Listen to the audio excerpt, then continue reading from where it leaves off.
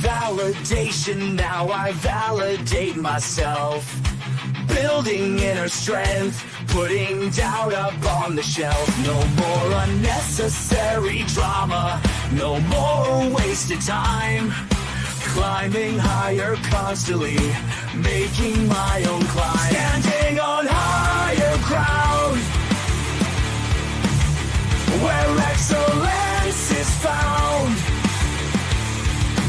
My potential knows no bounds. Raising the bar, breaking ground. My network is my net worth. Choose your company wise. Surround yourself with eagles, not with sheep in disguise. Every interaction is a reflection of my brand. Quality over quantity, that's my personal command. Standing on higher ground, where excellence is found. My potential knows no bounds. Raising the bar, breaking ground. Whoa, I'm not just living, I'm manifesting my vision. Cutting through limitations with surgical precision. My expectations are my compass, my respect is my shield. To mediocrity and chaos, I will never yield.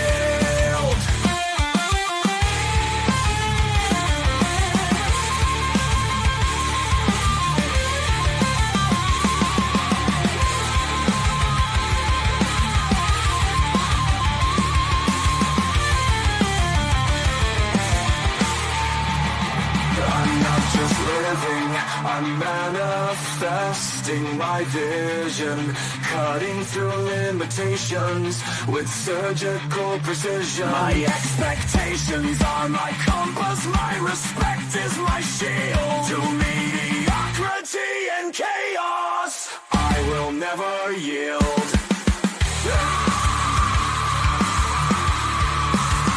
Standing on higher ground, where excellence is found. My potential knows no bounds. Raising the bar, breaking ground.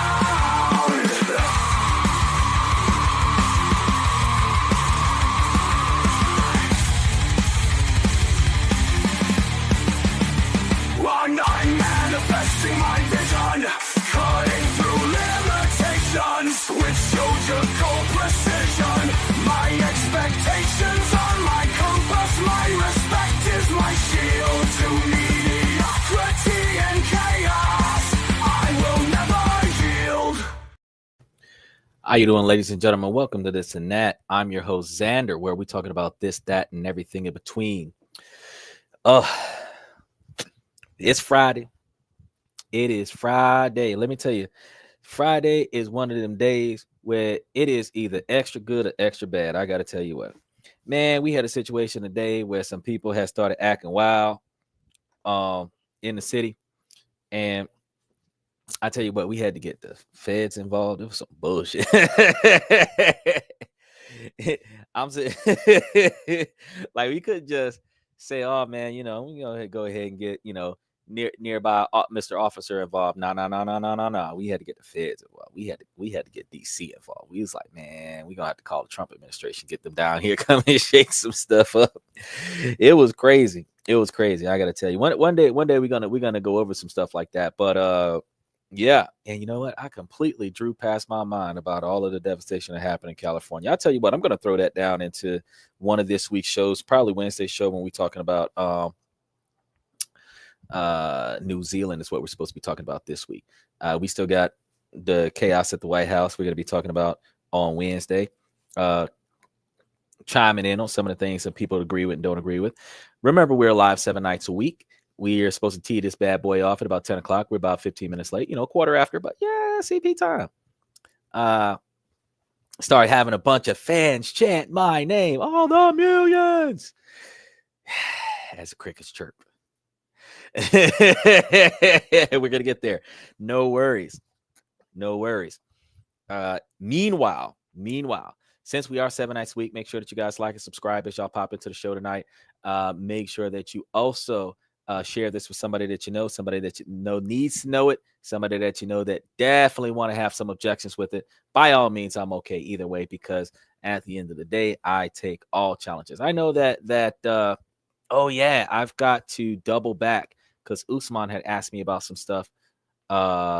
He was asking me trivial science questions, and now that I thought about it, I'm like, man, I said that if I find out, I'm gonna give you the answers, because I thought about it one way, because he was asking me something about the what was it, the ions and electrons. So let's see, valence electrons is what we were talking about. So I was like, not too sure.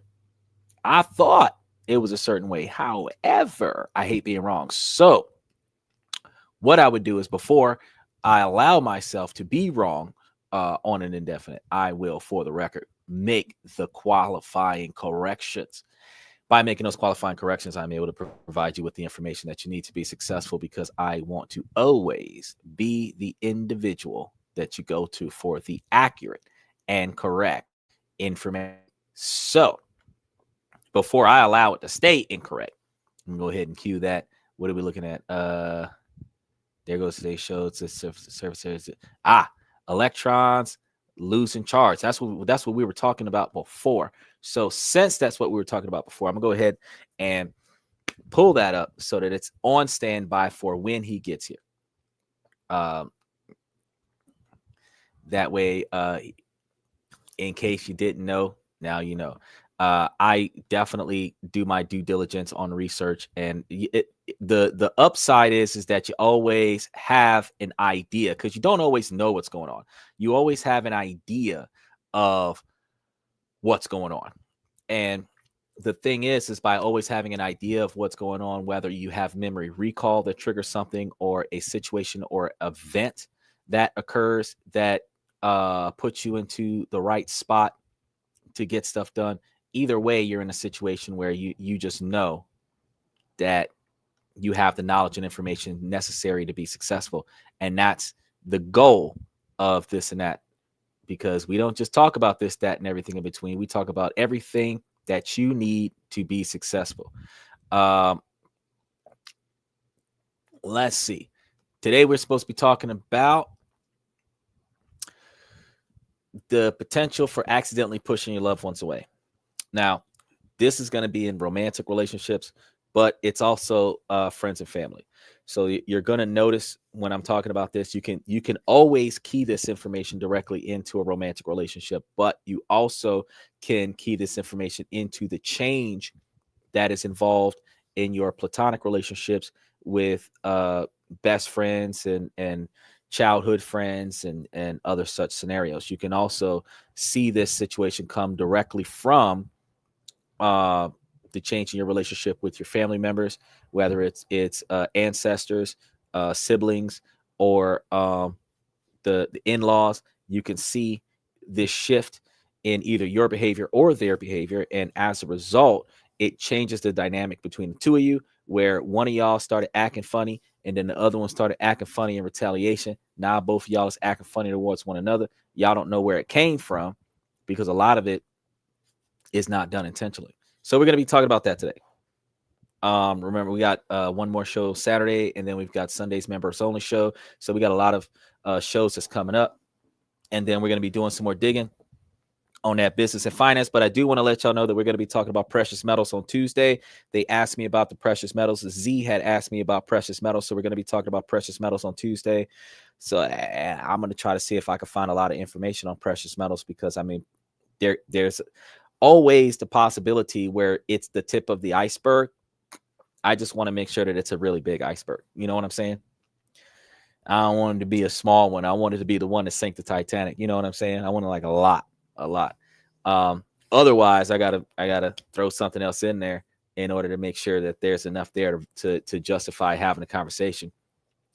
But we try to hit on quite a few different things as we're speeding through the scenario. So today, We're going to be taking that challenge of figuring out if accidentally pushing loved ones away is something that we can control. And we're going to share the journey of how to go about rectifying that.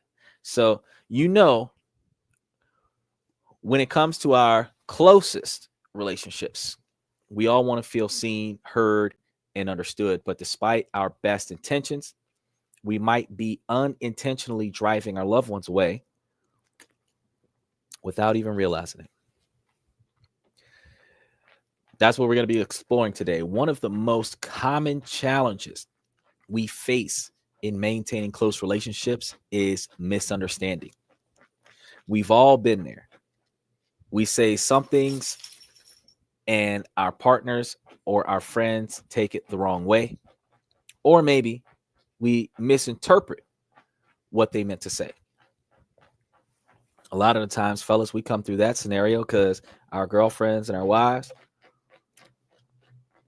say some stuff. It's meant to be something different. Then we end up in a situation, if we did not interpret what she meant correctly, we end up in a problem where she's frustrated with us because we didn't do what she meant to say, as opposed to doing what she actually said. Now, the longer you're in a relationship with a person, you kind of understand their dialogue and their mannerisms, and it is utilized as a test by some women to see how well the boyfriend or husband has been paying attention and learning in a relationship by giving him side quest challenges to prove that he's focused on a relationship. And the guy is going through a maze, not knowing what the fuck's going on. And it's terrible that that ends up starting an argument in an otherwise peaceful relationship. I say, ladies, y'all should never test the men after you've already put him in the relationship. You should test him before the relationship. Don't test his wallet. Test how well he remembers the things that you say in the beginning, the first 5 dates. Test and see if he pays attention to the things that you need without you having to ask for it within the first 10 dates. And your needs don't have to be money based. Your needs just have to be stuff that hasn't gotten done that needs to get done. And those needs, if he's going to get them done without you having to ask for it, if you just mention that stuff ain't done, he's like, oh, I'll do it, But you also know that when he stops doing that, there's something changed. And you need to go find out what's wrong. However, it's easy to get stuck in a cycle of miscommunication, but it can really be damaging to our relationships if we don't pay attention to it and try to rectify it. Another challenge is the lack of emotional intimacy. When we don't feel comfortable sharing our true feelings with our loved ones, or when we don't make the effort to understand their feelings, it creates a sense of disconnection. We might feel like we're not truly being seen or heard, and that can lead to feelings of resentment and frustration. Then there is the issue of emotional unavailability. Now, we've talked about this on the show before in length, but when we're not present or engaged in our relationships, it can be really hurtful to our loved ones. They might feel like they're not a priority to us, or that we're not truly invested in a relationship. And I want to talk about that for a moment real quick, because ladies, there's a lot of times, and fellas, you guys do it too, but ladies, there's a lot of times when a man wants you to do something and you don't really want to do it. So you'll go over there and kind of half-ass it a little bit. You might take more time than what is necessary to accomplish it, or you might not put in enough effort to get it done the way it needs to be done. And because you did a bad job, because you deliberately put poor effort into it, instead of him asking you to do that, because now he has to come back and redo it since you didn't do it the way it was needed to be done, now he's going to do it himself. And a lot of times, young ladies, y'all are doing this so that you don't have to be obligated to do the things that your boyfriend or your husband needs. What that does is it makes you unreliable. And that's one of the things that make you valuable in a relationship as a woman, is the ability for a man to rely on you. So if he needs something that doesn't cost you money, and then he asks you to aid him in trying to get it done, and you decide to half-ass it or fuck it up, or pretend like you're too stupid to accomplish the goal, where he gets tired of walking you through the baby steps and micromanaging you through the baby steps to get something done to the magnitude where he just says, fuck it, I'll do it. Accompanied by the pressure, special shout out to Usman Squared. I'm about to read that because he's always got a good one. Accompanied by the unrealistic response of asking your boyfriend or your husband to do something with the expectation that you want him to stop what he's doing right now, this second, and go do whatever it is that you want him to do. And if he doesn't stop whatever it is that he's doing right now, this second, and do exactly what you say that you need help with, or put effort into, then you'll get pissed off at him and then do it yourself. Just like your boyfriend or your husband will have patience in you, you need to have patience in him. The things that he needs done, you need to do it full-fledged, as if it was the most important thing to you, so that you can hold that same expectation to him to dive full-fledged into something that is important to you. Now, Usman says, the reporter asks, Mr. President, what can you tell us? President, it wasn't a bird. It wasn't a plane. It wasn't a UFO. It was Xander strutting down the street in his silver surfer suit. He's always got a good one. I love it. I love it. But now that I think about it, Usman, he's here. So, yesterday's question.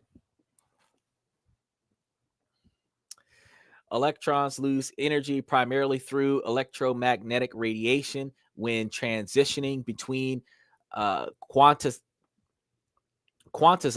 energy levels. So emitting photons as they drop to lower states, not electrons. They dismiss photons. And in isolated atoms like gases, this is the dominant process, while in solids or liquids, energy can also dissipate through interactions with the surrounding medium, such as vibrational energy with photons. The stability of electrons in certain orbitals without energy loss is explained by quantum mechanics, where ground state electrons lack lower energy states to transition into. So you're really looking at the photo emissions when electrons transition from a higher energy level to a lower energy level. It emits a photon with energy equal to the difference between the two levels. And this process is called spontaneous emission and occurs due to quantum fluctuations in the electromagnetic field. For example, excited electrons in gas emits light. In solids, energy may also convert to latent vibration, which is heat. Simulated emissions occurs in the presence of an external electromagnetic field, where electrons can be induced to emit photons, and a principal use in lasers. And a non-radiative transition is in condensed matter, like liquids and solids, where energy loss may involve vibrational coupling, where energy transforms to atomic molecular vibrations using photons, or collisional dampening, where interactions with neighboring particles dissipate energy as heat. We got a little bit more on this. The quantum mechanics stability has electrons in stable orbits are the ground state do not lose energy, because quantized energy levels, where electrons occupy discrete orbitals without an available lower energy state, transitions and thus energy is lost, this situation is impossible. Wave particles duality, where electrons behave as standard waves in orbitals, avoid the classical expectation of energy loss through radiation, localizing an electron too close to the nucleus, which requires a prohibited kinetic energy due to the uncertainty principle.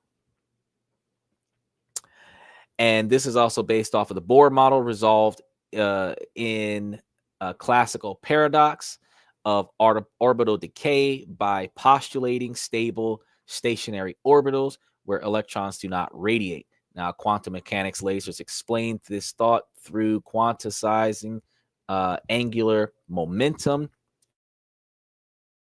and wave fluctuation solutions to the Schrodinger's equation. So electrons lose energy primarily via photon emission during quantum transmission, while their stability in certain states arise from the absence of lower energy levels as they are wave-like nature. So that answers your question about how do electrons lose energy. Typically, when you start talking about bonding compounds, when you're not dealing with quantum physics, as we were talking about yesterday, you're less likely to see a electron lose energy. It will just transition the electron from one atom to another, or from one molecule to another. Well, actually, they are all molecules in transition from one atom to another. But the because the electron transitioned from one molecule to another, the electric charge of the atom will dissipate. And then that's what you're dealing with there. So had to make sure that I kept you informed in a positive sense, because I hate being wrong about stuff. And like I was saying earlier today, and I want to make sure that everybody that comes here gets all the information that they need about everything that they're looking for, because when we're talking about this and that, we're talking about this, that, and everything in between. Usman says, thanks for the research. Electron loses energy by photon emission. Yes, which is the radiation of light or heat. But that also comes from the observation that energy is neither created nor destroyed. It is just transformed or transitioned into another medium. So when we were first evaluating this question yesterday, I was imagining the electron itself losing energy itself on a normal chemical bond, and that doesn't happen, which is why I couldn't provide you with that type of answer. When you're assuming a radioactive emission or some type of a sound emission that could, based on the frequency, cause some type of fluctuation in the energy of the electron or the atom, then yeah, in those situations, but that's quantum physics again, those situations you're looking at electron loss. But if you look at the most equations that are involving regular chemical compounds, regular chemical equations that are just the bond, like sodium chloride, potassium iodide, or something to that effect, yeah, you're not going to see photon emissions occur from that. So you're not going to see any energy loss in those electrons. So I refreshed my memory on physics 3. So make sure you guys like and subscribe, because we be going over all kind of things. Sometimes it's good stuff, sciencey, weapons, ammunition. Sometimes it's not so good stuff, but whatever it is that we talk about, we try to keep it appropriate, and we try to learn something by the end of the day. So let's be real. When we're in these situations where we feel like we're not being prioritized or invested in our relationship, we would prefer not to have that. And especially those of us that would not want to feel like we're not important to someone else, or that they don't care about us. So I definitely want to make sure that we pay attention to that on its way in. Scientist Xander came through. Now I can say the STEM students, I know a guy. Special shout out to Victoria B. Ah, we got a lady in the house. So, quick question, Vicky. I ask all the ladies this as soon as I find that they're on the channel. Besides sex, your career choice, and your education status, what do you bring to the table that a man can value? I love to hear responses when I get the responses from the ladies, but I'm always intrigued by the responses when they do come. As she's thinking about it and then providing her answer, I'm going to go ahead and continue on. We've all been hurt before and fear getting hurt again. And this feeling can be overwhelming. If we open up to someone and they reject us, this is going to be very devastating to us. But what if we share our deepest fears and desires and they use them against us? We also have that concern as well. And since these are all valid fears and they can be paralyzing, we have to recognize that the fear of vulnerability can hold us back from truly connecting with others, causing us to put up walls and play it safe. Now, I tell you guys on a regular basis when we're watching a show that you need to make sure that when you are working on your position, male or female, that you stand on your non-negotiable expectations for behavior. I know that's a mouthful. Non-negotiable means I'm not flexing on this. And then what we're talking about is my expectations of your behavior. Why do I talk about it like that? Because boundaries is building walls. People want to have boundaries. That is putting distance between you and your partner. I don't want distance between us. What I want is for you to behave the way I expect you to behave, and vice versa. I will behave the way you expect me to behave, because while I have my non-negotiable expectations for your behavior, you should have non-negotiable expectations for my behavior. Uniformity all the way across. That's not boundaries. For example, if I expect you to not approach me with a problem for the first 3 hours of my day, I'm not putting up a boundary. I'm telling you, don't engage me with conflict or challenges for the first 3 hours of my day. There's no boundary there. You can still come and talk to me. We can still hang out and do whatever. But as soon as you see me moving around, start the clock. 180 seconds pass by. Hey, no, I said 3 hours, right? 180 minutes pass by. Hey, got something for you. I'm going to look and say, yeah, 3 hours and 2 minutes. What do you need? That's mutual respect. Now, ladies, that y'all set up that non-negotiable expectation for behavior.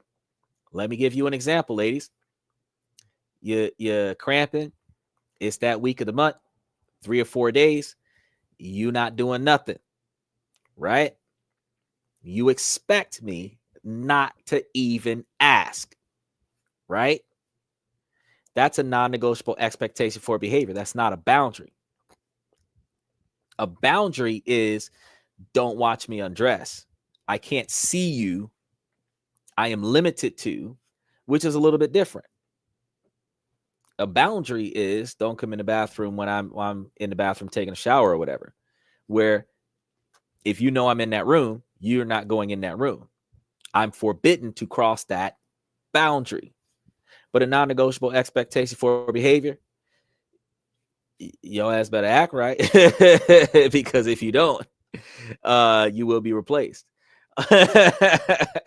That's the difference between the two. You don't want to have boundaries in your relationship. You want to have mutual respect in your relationship. And ladies, y'all feel like y'all are supposed to be weighted equally to your man. You're supposed to be able to perform effort that is equal to the man's investment in you. And then your expectations of him is going to be met by his efforts. And that means that his expectations of you must equally be met by your effort. So you're never going to see me on one of those red pill, blue pill, black pill scenarios where I'm like, yeah, the women must fold all the way across. No. What you're expecting from him, that is how you should behave. So if you're not behaving the way you're expecting him to behave with you, then you are asking for too much. Because if you're not willing to do it for him, why should he be willing to do it for you? Communication is the key. Unfortunately, some women think men are supposed to be mind readers. I had to discuss this with a female from with a female family recently. Tell me, I'm not Professor Xavier from the X-Men. You're right. You are definitely not Professor Xavier. No man knows what a woman is thinking. Men are very direct and vocal. Women are very indirect, and they want you to know what they meant when they said that. They'll say 5 words, and the 3 words they didn't say, those are the words you're supposed to pick up on and take action on. If you don't put the story together the way she wanted you to put the story together, you're in trouble. It's hard, ladies. It's hard for you to maintain a healthy relationship if you are not capable of giving the man all of the details. Think about it like this, ladies. And y'all know what, y'all seen it happen. You get furniture in the mail or from IKEA somewhere that some assembly required.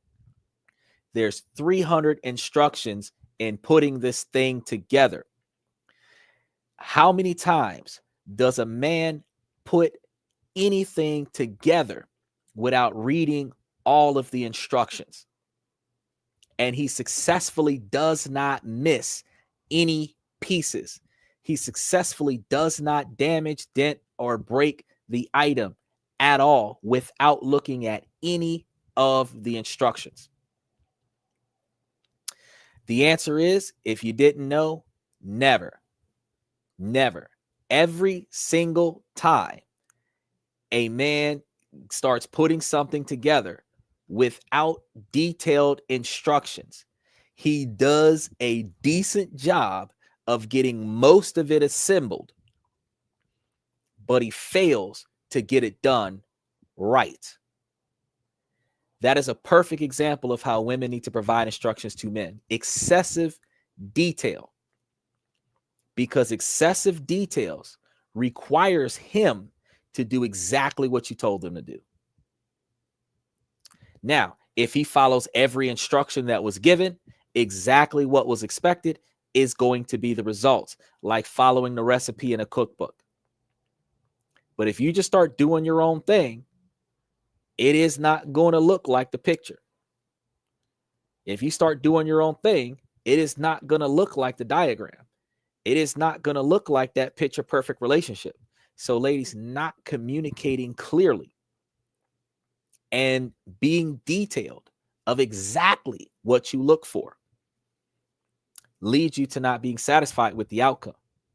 That doesn't mean he didn't try. That doesn't mean that he's not smart enough or capable enough or good enough. It means that you did not provide him with the adequate information that he needed, because it's about the messenger receiving the receiver of the message, not the messenger. The receiver of the message getting the message. The deliverer of the message is supposed to deliver it with respects to the receiver. So if you want him to do something, you got to tell it to him in a way that he will understand it so that he gets it done right. Which also means a lot of the times when a man is giving you detailed instructions, he's not bossing you around. He's explaining to you exactly what he needs from you so that whatever it is that you decide to act on, you get it done right. Which means that while you're operating on the left, he's able to operate on the right. And you do not have that disconnect. You do not have that failure to take action. And that's what we need to pay attention to.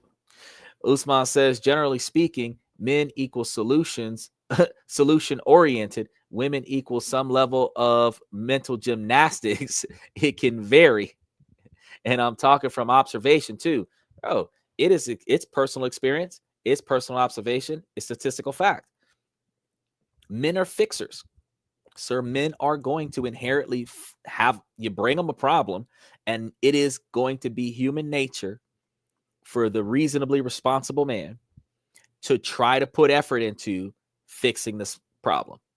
whether it's throw some money at it or put his effort into getting it done. Depending on the income level of the person, a rich person might pay somebody to fix a problem.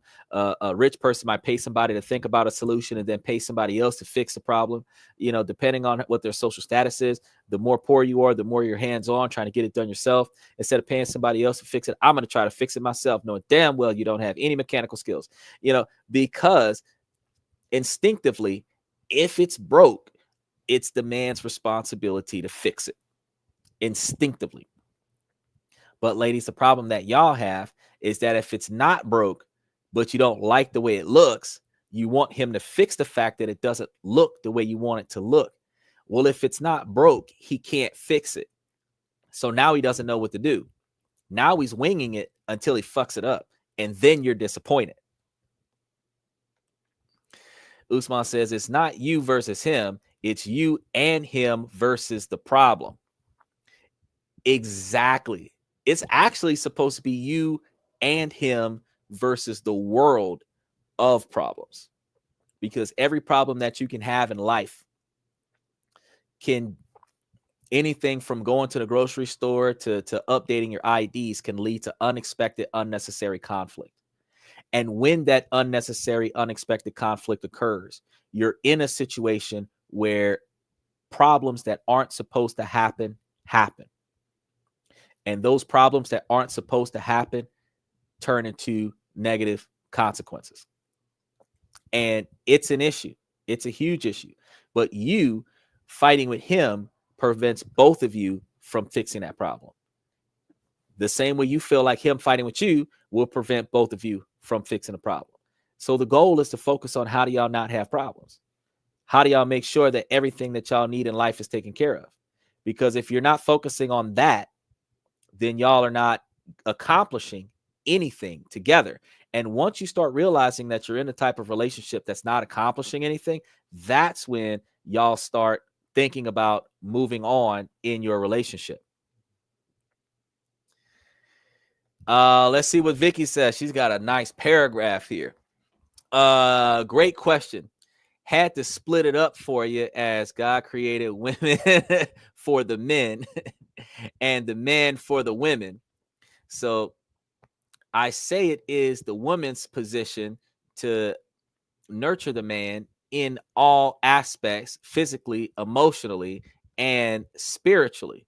She must also possess some kind of wisdom and enlightenment to help refine him as a man and to install their kin to be successors. Bro, if there was a way that I could make that scroll across the bottom of the screen for the rest of the show, I swear to you, Vicky, I'm going to put your name on my show and quote that statement, and it's going to run across the bottom of tomorrow night's show. I'm not joking. It is special shout out to Victoria. That is the best answer a woman has ever given. Not going to lie. Hands down. That it's almost like she did some ChatGPT research to get that response. That was so excellent. Excellent. Oh my goodness. Oh my goodness. We need more wisdom like this on the show, y'all. We need more wisdom like this on the show, because once we start figuring out how we can be better, first person accountability, then we can figure out how we can do better for our partner, first person accountability, before we start holding our partner to the expectations of being better for us. Because in the relationship, you are supposed to be in the very beginning of that relationship, making sure that the person you're about to commit to is what you need, is going to benefit you. She says, appreciate that. Peace and love. Anytime, Vicky, anytime. I definitely appreciate that. That was amazing. That was amazing. I'm going to have to take that out of the comment section and retype it back up, because I can't even copy and paste it. And then I got to retype it back in there and put it back up on the thing. So it's going to just, I'm going to, yeah, that it might actually just run across at the end of the show. I'm gonna put it back up again during the closing of the show so that everybody that's watching the 5-minute outro song, Higher Ground, is going to be listening to a higher value statement. It's just going to be, they're going to be looking at that higher value statement while they're listening to Higher Ground. I'm enthusiastic about that. Now, we've been there before where we've met someone new and we're excited, but we're also hesitant. We don't want to get too close too fast. We don't want to reveal too much about ourselves, just in case the other person isn't as invested as we are. And so we play it cool, we hold back, and we miss out on the opportunity to form a real connection with someone. And this is an issue that we deal with a lot of the times. And in modern times, we are quick to ghost and be ghosted by somebody. No matter how hard we try not to, those of us that are conscious about how it feels to be ghosted, the more connections that you have on social media, the more often you have more people reaching out to you than you have time, energy, and motivation to respond to. Therefore, a percentage of individuals that you did not respond to, whether you forgot, whether you didn't know that the message came out, whether you didn't have the time to get back to them, whatever the case may be, were ghosted or ignored by you. We get used to that until it happens to us. Then our feelings are hurt. But the more often it happens to us, we get used to that. We get used to the person not being there instead of investing our efforts into maintaining positive communication with them. Usman says emotional intelligence and attention span is at an all-time low. Wow. Well, yep, there goes another good advice. Emotional intelligence is something that you learn from your ancestors before you learn it from experience. And the fact is, most of us don't know how to be emotionally intelligent until we're middle-aged. Young parents don't learn how to be emotionally intelligent until their children are almost out of college. Special shout out to Max Supposer.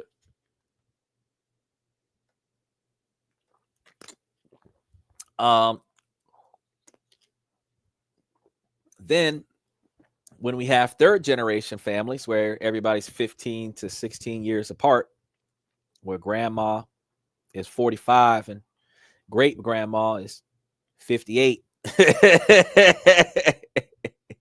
and everybody's living in the same house, you start getting wisdom from great grandma. But mama and grandma don't have that wisdom, because mama and grandma grew up before great grandma got the wisdom, because again, we don't get that wisdom until we're middle age.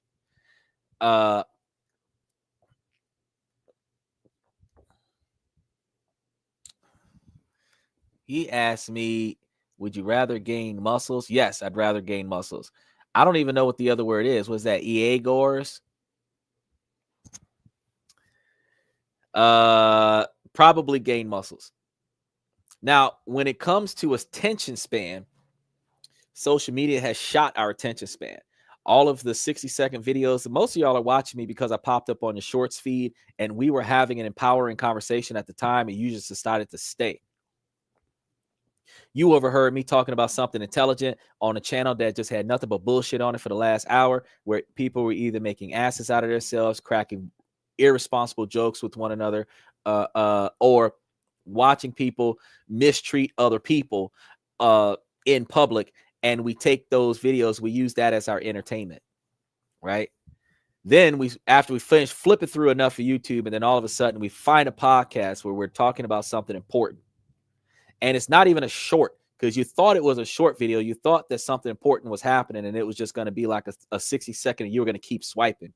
And it turns out that it's a live podcast, and it's an interactive live podcast, which is very rare to experience on YouTube. And that's when you're like, holy shit. First of all, we got a brother that ain't degrading himself. He's in a suit. He's well respected. He's well communicative. He's appreciative, and he's talking about stuff that's going to help people start working themselves out, working out each other's issues they're going to be dealing with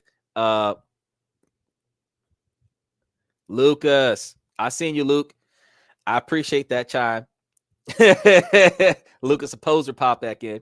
Uh, and then you're like, you know what? I'm gonna marinate on this, yo, because I could put this on the back burner, put it on speakerphone, turn the volume up. I can go in the kitchen, I can cook me some dinner and listen to a podcast about somebody with some damn sense talking about how we need some damn sense in the world. And not only are we talking about how things ain't right, we're talking about this is one of very few podcasts where we actually talking about ways to fix it, where you can fix it yourself. It's not so much how somebody else needs to do different. It's how you do different in front of somebody else so that they can learn from your example, so that they can emulate you. That you know that they have received you because they are doing better. Anything that you mentioned, like for example, one of my family members, they were telling me about how they were allergic to gold, and they don't listen to anything that I tell them. And then I told them, I said, well, since you're allergic to gold, you don't have to spend a lot of money on real gold. You can keep getting the cheap gold, but what you do is you put the cheap gold on top of your real clothes. That way it's not touching your skin. That way you don't have the reaction from the gold on your skin. You can still look kind of cute with your outfit on and stuff, with the stuff on top of your clothes, and you don't have to worry about the itching, scratching, the skin discoloration, or any of that stuff that's going on from having a fake gold touch your skin. Next time I saw that person, guess what? They had on a turtleneck with the gold wrapped around their neck, and the pendant was right there where they could wear it for the first time. They wear a jewelry where they couldn't wear jewelry because they were allergic to the stuff that they was wearing. And I did not say nothing about it. Didn't acknowledge it at all. You would say, well, maybe you should have acknowledged it. I noticed that you did what I told you to do. I am not going to embarrass you in front of somebody else and say, oh, I see you did what I said. All I got to say is, you look nice. That's a nice pendant you have on. You know, I know that I told you to do it like that. I don't have to fluff my own feathers, peacock in front of the world. Oh, you're taking my advice. I do that on a podcast. I don't need to do that to you in person. If you did what I told you to do, things are happening the way I would have done it because you copied what I do to get stuff done. The only thing I can say is you're doing a good job. And the fact is that when you finally find a place that you can go to, because we're live 7 nights a week, Vicky, and we typically start at about 10 o'clock, sometimes a little bit after that, because we got to deal with a lot of technical difficulties and stuff. Mr. Satellite back again, round 18, pro status. He gonna get a trophy. He gonna get a Goldberg trophy. And the thing is that every night of the week we got a different topic. 3 nights a week, we talk about how to improve ourselves, how to improve our social atmosphere, how to improve our network, how we improve the people around us. And then 3 nights a week, Monday, Tuesday, and Wednesday, we talk about how to make money, other ways to get money in, and other ways that broke folks can get money in. So you ain't got to be a multimillionaire to take some of this advice. You can literally do what me and Usman did and just drop our money into some places. Just take a little bit of money off your income tax refund or something and just really put your money in places where your money can make money for you. Make better decisions with your money that you get on a regular basis so that you have more money to invest. Instead of having more entertainment every day, you have more investment money every day, and that investment money builds wealth, where that wealth build you entertainment money later on, where you have a residual payment of entertainment money instead of taking your last paycheck and putting it on your last fun day. And now you got to spend the next couple of weeks, a couple of months working on another fun day. You can put all your money away so that you can quit your job and have a fun life. That's what we try to talk about on the show. But it's a 2-part process, because part 1, you got to change the way you make decisions. Then you got to change the way you behave in your personal life. Then you take that over, because your personal life is not negatively impacting your work life. You change the way you make decisions in your work life. Then you change the way your work life impacts your home life. You also effectively changing the way your home life impacts your work life. You're able to make more money because you got less problems on your mind while you're at work. You're able to get more stuff done at home, which means you get to spend more time with your family because you're not killing yourself with trying to fix all the problems that you allow to happen around you. Now with less problems, y'all can have more fun together. Now you have a healthy, happy relationship. You have a healthy, happy lifestyle. You have a fun job, or at least it doesn't get on your damn nerves. And now you're not miserable with the existence that you have. Because you can't blame the top 1% for the stuff that we go through on a day-to-day basis, because what they're doing don't affect us. I mean, it affects some of the people that are in New York because they're paying an extra $7 per kilowatt hour of electricity right now, but it ain't affecting the rest of us. A lot of it don't really affect us on a regular basis. Usman said, I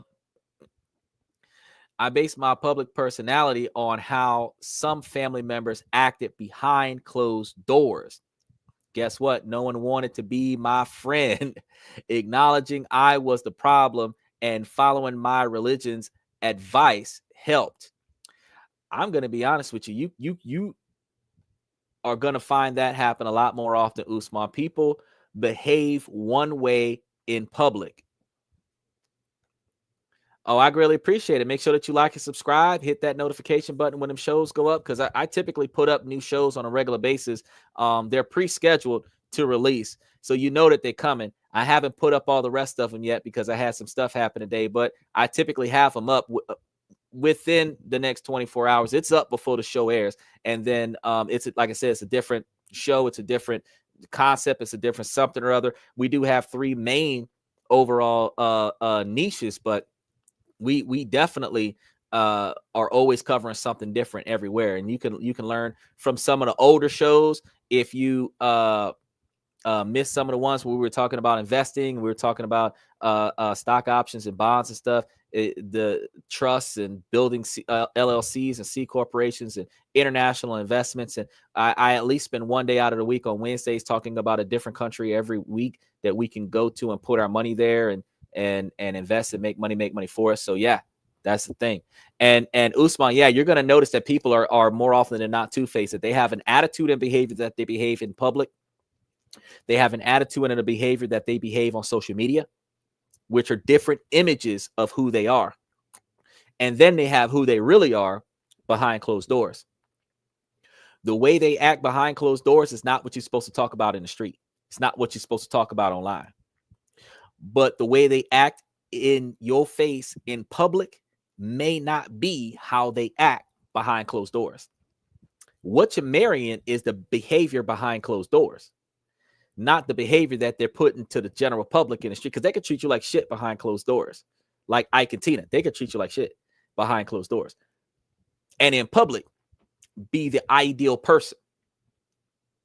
And that's why when you're communicating with the person on a date, when you're talking to the people on the date, you want to ask them specific types of questions. And I told you guys this before. We've got links to it in one of our shows that's called Dating Assassin. If you go look for it on the channel, and it's a deck of cards that you guys can get that actually gives you 150 different random questions that you can ask on a first date, where if you don't know what to ask them, you can ask them these questions. These are some hard-hitting questions. We done talked about them on the show a couple dozen times.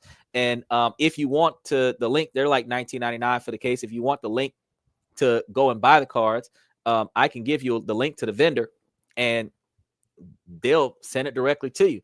And you'll be able to have access to the deck of cards for a random game for the family, or we were talking about it yesterday, as it could be utilized as the icebreaker question on social media interaction. The fact that you can use he said, I see your question, Ding Dong Ditch. I haven't forgotten you. I'm not going to skip you. He said, you have Yu-Gi-Oh dating cards. Yes, sir. And they got some Exodias in here. They got some blue eyes, white dragons. They got some red eyes, black dragons in here. They got a lot of them going on over here. They got some Karibos. Yeah. It's a 150 card deck. And everything from your 20-year plan, your investment ideas, your religious beliefs, your beliefs on marriage and commitment. They got cards about personal life choices, personal preferences, everything. Not everything, but a lot of things. And it's a fantastic grab, because if you don't know what to ask them, not only does it enlighten them about you, because not very many people ask that type of question, it also enlightens you about them, because when they answer, special shout out again to Abid, he's back again. And then it's going to give you the ability to learn something deep about them, not just what's your favorite color, what's your favorite movie, what's your favorite food. We always ask those questions. Fuck those questions. Those questions are the questions that you ask like 3 days after they move in, and you want to know what color the sheets should be, what they want to eat for dinner, and what they want to watch on Netflix while we eating dinner. But until then, what you need to be asking them is their mindset. You know what I'm saying? You need to find out what their interests are in life so that you can determine if you mesh with them. That way, you'll be able to have a better engagement with them. Now, Ding Dong said, would you rather watch a tree grow? Somebody else asked me this question before, and I said before that it'd probably be safer to watch the tree grow. I love when they decide to pop in and be entertaining. So you're giving me, I don't speak that language a bit, so I'm gonna need you to translate it to English, and then I'll be able to answer those questions. But I definitely appreciate it. Says representation. I see imaginaire. So institutions of what is that? Institutions of immigration, and something about representation. Oh, manipulation of the image, the manipulation of images. Okay, I'm not too sure about that. There is a possibility in some sense. Out of that, I've got pillars and guidance. If anybody else can translate, let me know, because I am not fluent in every language. Look, girl, let me tell you. Hold on. This podcast is aired in America and streamed around the world. So, Vicky, I'm about to do it to him. Donald Trump passed an executive order saying that English is our primary language. Therefore, on this podcast, in order for me to give you the time that you are entitled to, you are going to have to utilize the American language of English on this podcast so that I can respond to you accordingly. Otherwise, I cannot give you the justice that you feel like you deserve as much as I might want to. So before I learn French on an English podcast, you will chat GTP, you will Google Duo, you will Babblefish, you will Google Translate, you will copy and paste it in English so that I can give you the response that you need. Because the difference is that you have subtitles. It will translate what I said to you in your language. I don't have subtitles. It will not translate what you said to me in my language. So meet me halfway. You type it in English, and I'll make sure that closed captioning is active for you, that subtitles is active for you, and you'll definitely be able to understand what I'm telling you. But I can't understand what you're telling me, bruh. Usman said that girl was from the soul. Look, we all got a little bit of soul in us somewhere. And if we don't, we'll catch it from somebody. Now, we also have that scenario. We also have that worst case scenario where what if we do open up and the other person takes advantage of us? And what if we share our secrets? And oh yeah, we talked about this part before, but despite all of these fears and benefits of being vulnerable, of far outweighs the risks. So remember that we can be vulnerable. So if we ask those questions, if y'all missed them, about what if we share our secrets and they use us? What if they manipulate us? What if they control us? What if they don't validate us? What if they use us for what we got and take us for what we got? You know what I'm saying? Since building that trust and building that emotional intimacy from vulnerability is highly important, we have to remember that we need to create a space where we can be our true selves, which plays in perfectly with our current discussion in the comment section. We have to remember that being yourself at home there got to be a place for it somewhere. And you have to do this without fear of judgment or rejection. And one of the things I've been telling ladies a lot of the times, y'all want a man that is transparent with y'all. Tell y'all everything that's going on. Hold on. Usman said, never, ever share too much. There is no guarantee they will be on your side for life.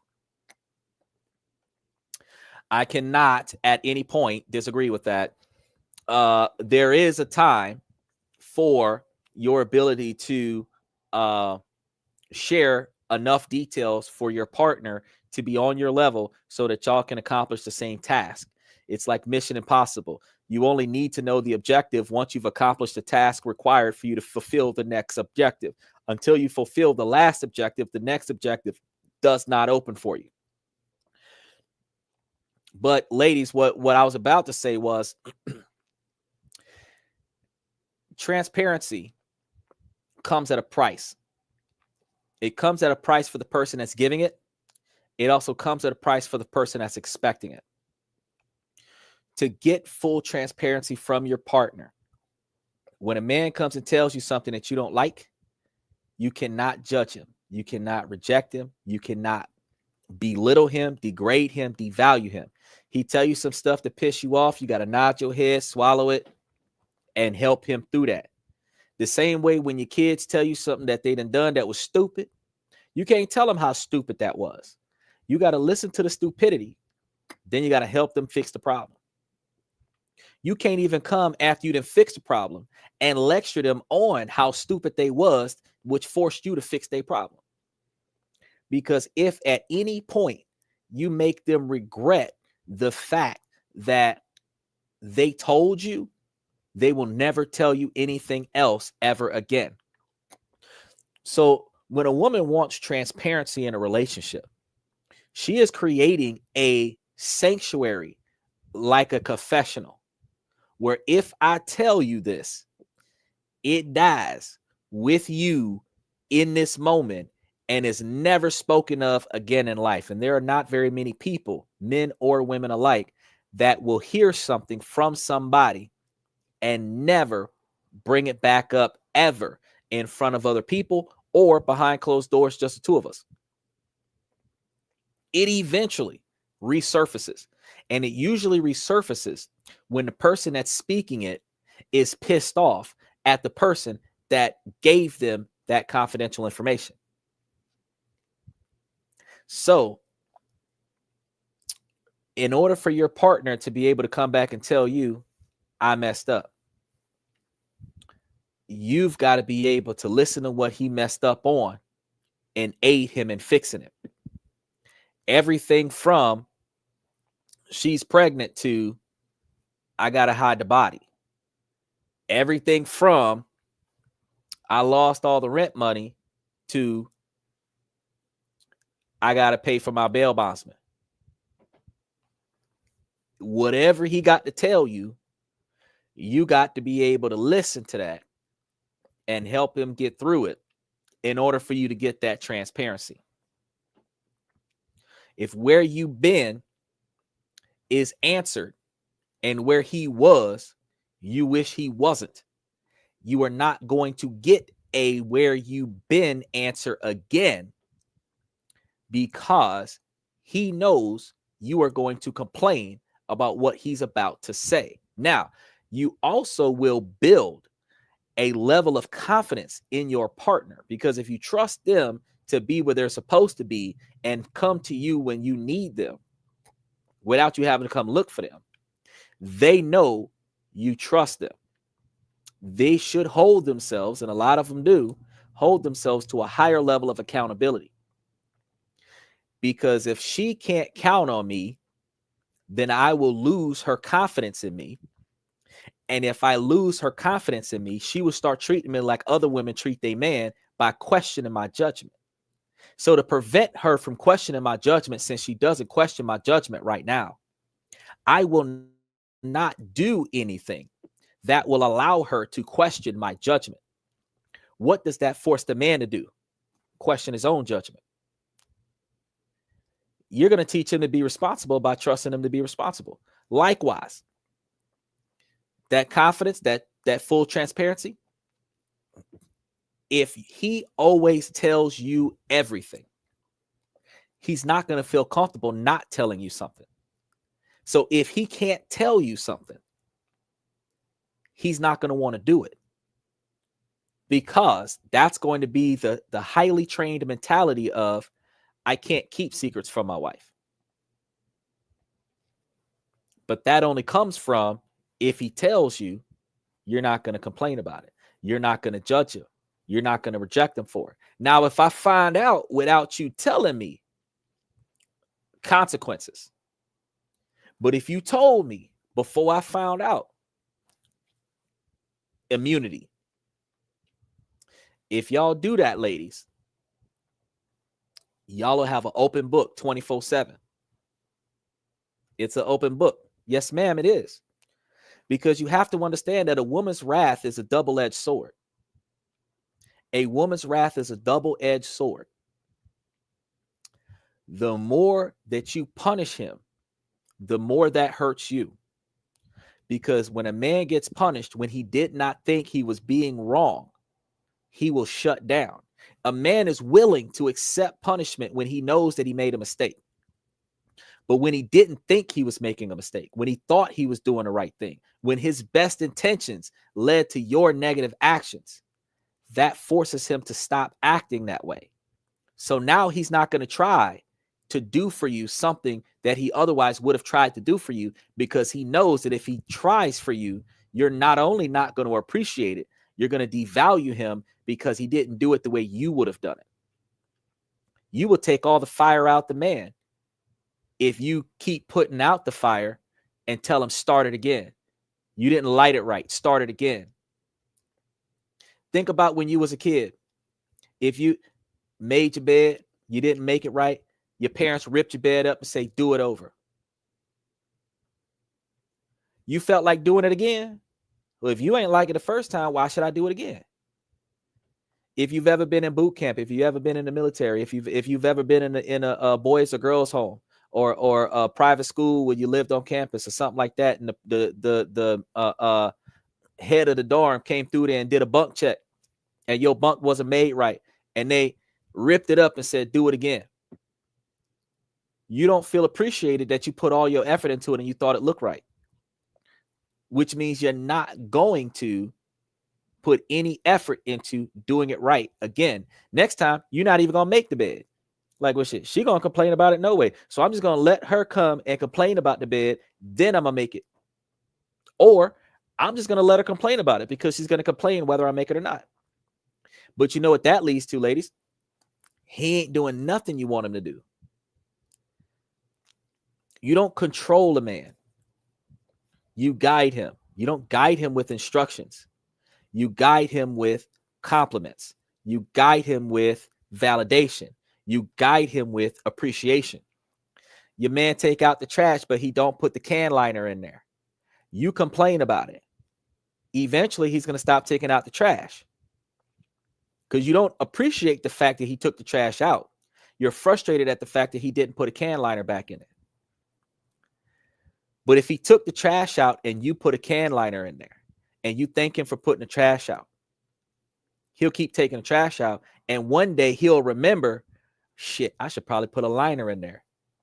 And that will be the day that you see the liner in the trash can after the trash go out. And when you see that, even if it happens once a month, that day, you make sure that you find him and thank him for putting a liner in the trash can. He's going to think it's nothing. Somebody's got to do it. I saw it. It wasn't in there.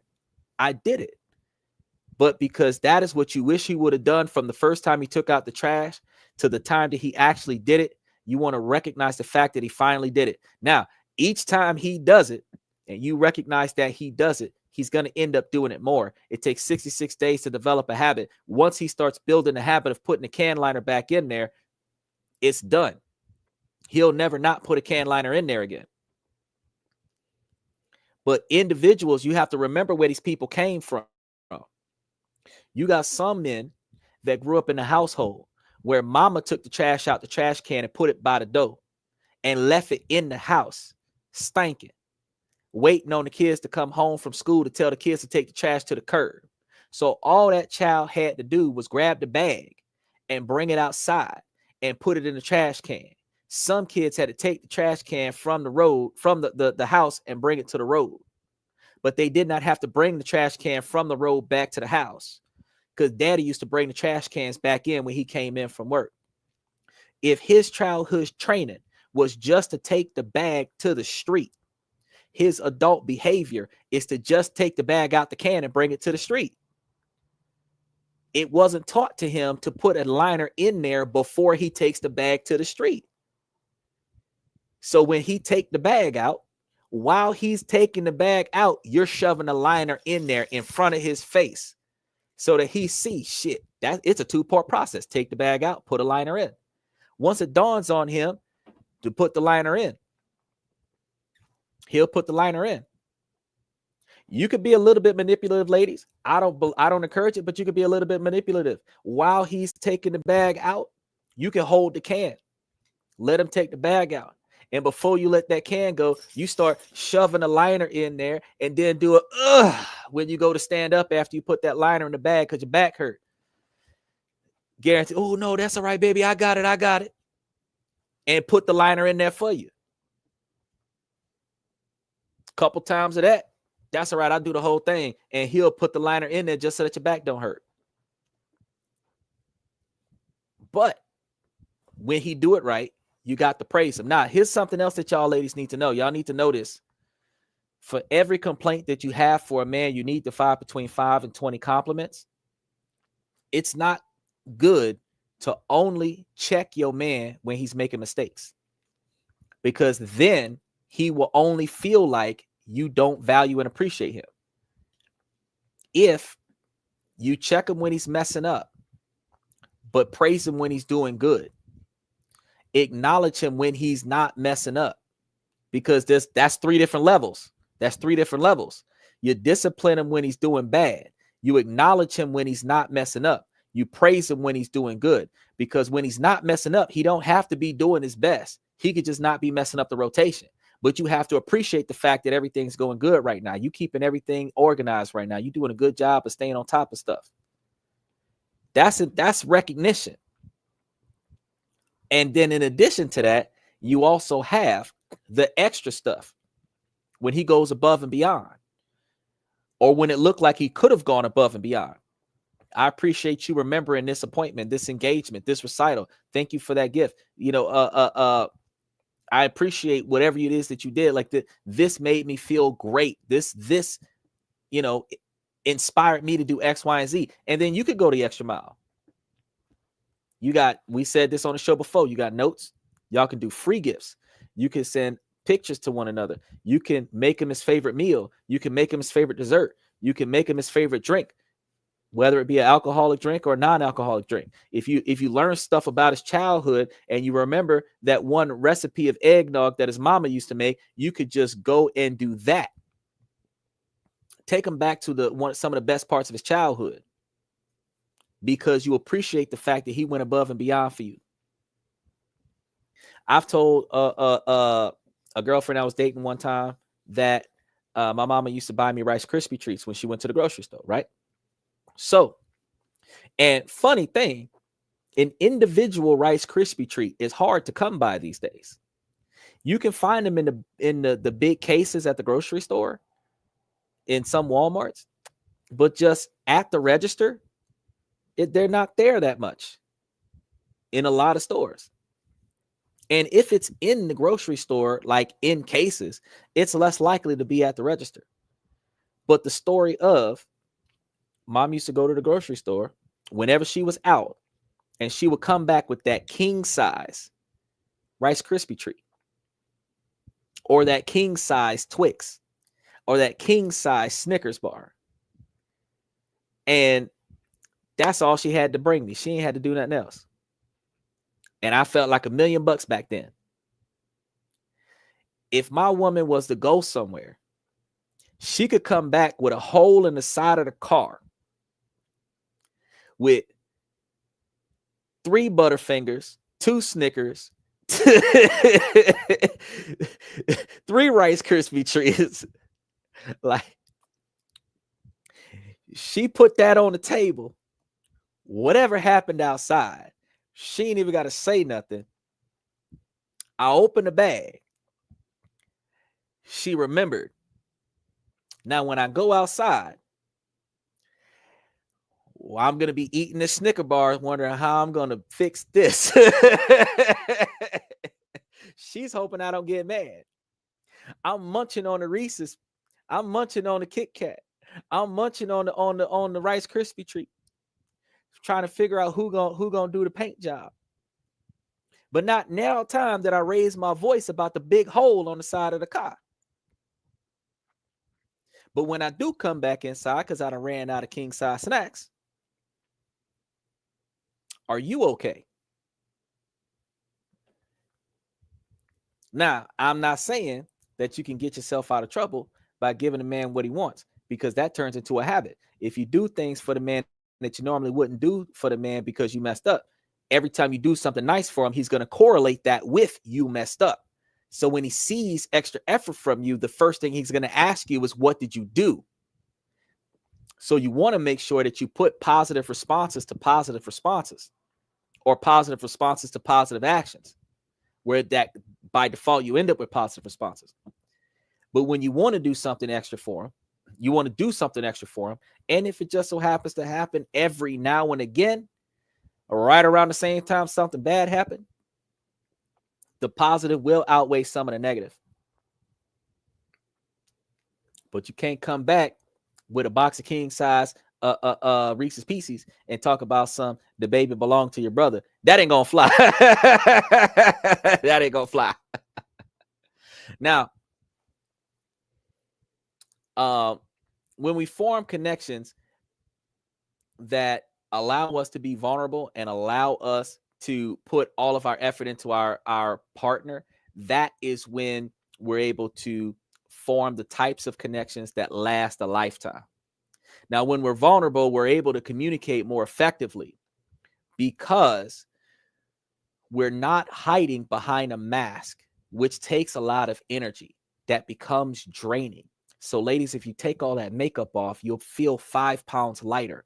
We're not pretending to be someone that we're not, which is very stressful. And it causes us to have a lot of high blood pressure. So ladies, y'all would experience menopause later in life if you take the wig off your head and let your scalp breathe. Because if he wanted you bald-headed when he met you, he's still gonna want you bald-headed when you get old, because your head not gonna be there your whole life. Usually in your 40s, if you ain't got early male pattern baldness as women, you're definitely gonna have it between 40 and 50. So eventually you ain't gonna have nothing up there. So let him get used to it while you're in your 20s and 30s, and stop trying to put that Pocahontas hair going down your back looking like Beyonce at the Super Bowl hairstyle that cost him $2,000, because it would save him $2,000 for you to wear your natural hair, and then that give him $2,000 to take you on a vacation. But you really should have took that $2,000 and invested it into some stuff which you would be getting $300 back on your $200 every month. Ask yourself this the next time you go to the salon to get your hair done. Do I want that hairstyle, or would I prefer the money for this hairstyle be the money that is being paid to me on a monthly basis, where he don't got to give me nothing? It's just coming to me. When you think about, I could get this hairstyle done on a regular basis if I invested it first and then took the profits from the investment and put it on my hairstyle, then you will make your man proud, because every time he give you 1,000, you'll bring back 1,100. And every time you bring back 1,100, he gonna give you 1,500. Because every woman knows that if you got a good man, he gonna give you his last dollar. Therefore, if he give you his last dollar and you double down on him, he gonna make sure that he give you back twice as much as what you gave him. Investing in a good man, but that requires you to give something. So we're able to be our true selves, flaws and all. And when you end up in that type of relationship, it becomes very incredibly liberating. And we're also able to build trust with others because we're willing to take risks and be open with those individuals. And when we do, we create a bond that's hard to break. And when you create that bond that's hard to break, what you build is the type of partner in your marriage that will not snitch on you, that will help you hide the body, that'll help you clean up the crime scene, that will not disclose your whereabouts and always be your alibi. That is the person that will catch the case with you because they caught both of y'all in a lie.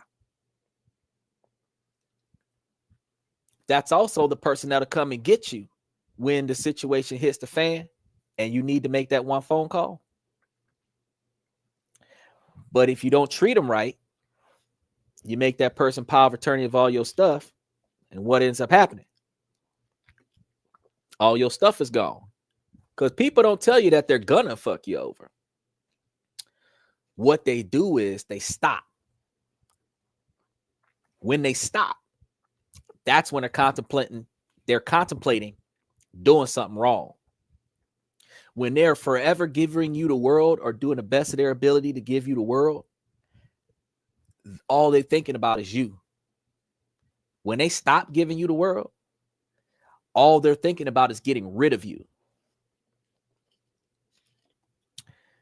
The moment your man stops applying himself to you and your effort and your success, you have started losing him emotionally. But a man is loyal to his investment. So even if he don't want you no more because you do not satisfy him, he won't leave you. He'll just get another one. Now he's got two. The same way you got that old car in the yard that you don't even drive it, but you won't sell it. You won't give it away. It just sits in the yard. You driving a new car that you want. Does more for you. But see, when that new car fails, what do?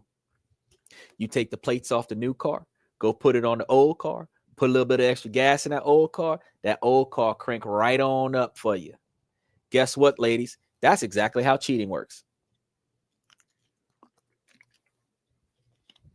Whatever the person, not just the man, whatever the person is not getting in that relationship, not going to throw the relationship away. They're just going to get whatever they're missing out their relationship from somebody else. Then when what they're looking for is back in their relationship, what do? Leave the extra person and stick to the marriage. If you don't fall off, if you don't let your partner fall off, you're less likely to have affairs and deceptions in your relationship. It doesn't mean it won't happen. It just means that it's less likely.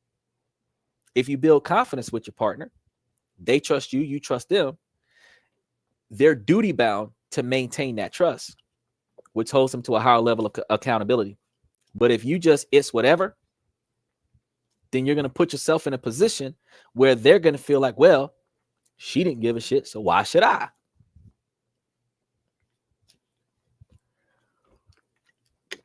It takes courage and it takes trust. It takes a willingness to be hurt, to be rejected, and to be vulnerable. But the reward is worth it. When we're vulnerable, we open ourselves up to the possibility of real love, of real connection, and of real intimacy. Now, finally, there is a challenge of criticism and judgment, where Cody just jumped in this bad boy. Special shout out to Cody. Cody said, Kid Rock. I didn't think that this was more of a Kid Rock outfit. I should be sitting here with the way I look right now. I should be sitting here with one of them gigantic Snoop Dogg chalices full of Cavassier or something. I'm gonna get one of them this and that cups off of the show. I'm gonna get two of them. I'm gonna get the thermos, and I'm gonna get the coffee cup. That way I'm sitting here sipping some of the podcast tea. When I start hitting some of them heavy, you be like, dang, he didn't took it to a whole nother level. Look, I'm gonna make you think now. Y'all gonna learn something from the channel now. Y'all be every other day of the week, y'all would have been on social media scrolling 2, 3, 4 hours, learned nothing. You was able to laugh a little bit, get pissed off a little bit at some stuff, make a few negative comments on some negative stuff, make a few positive comments on some positive stuff. And come to think about it, and Vicky, you know this for a fact, that if you look at the 2, 3, 4 hours that you was on any social media platform, not just this one, you'll come to find out at 15 seconds of video that you've watched on average 3 videos per minute for the last 3 hours. But when you come to this podcast, this the only one you're going to watch for the rest of the day. You're going to stay here until I log out. Then when I log out, you're going to be flipping through trying to find something just as good. And you know what? You'll never be fulfilled again. You're going to be like, dang, when is Xander coming back on? Because I ain't heard wisdom like that since Steve Harvey. I ain't heard wisdom like that since Stephen King.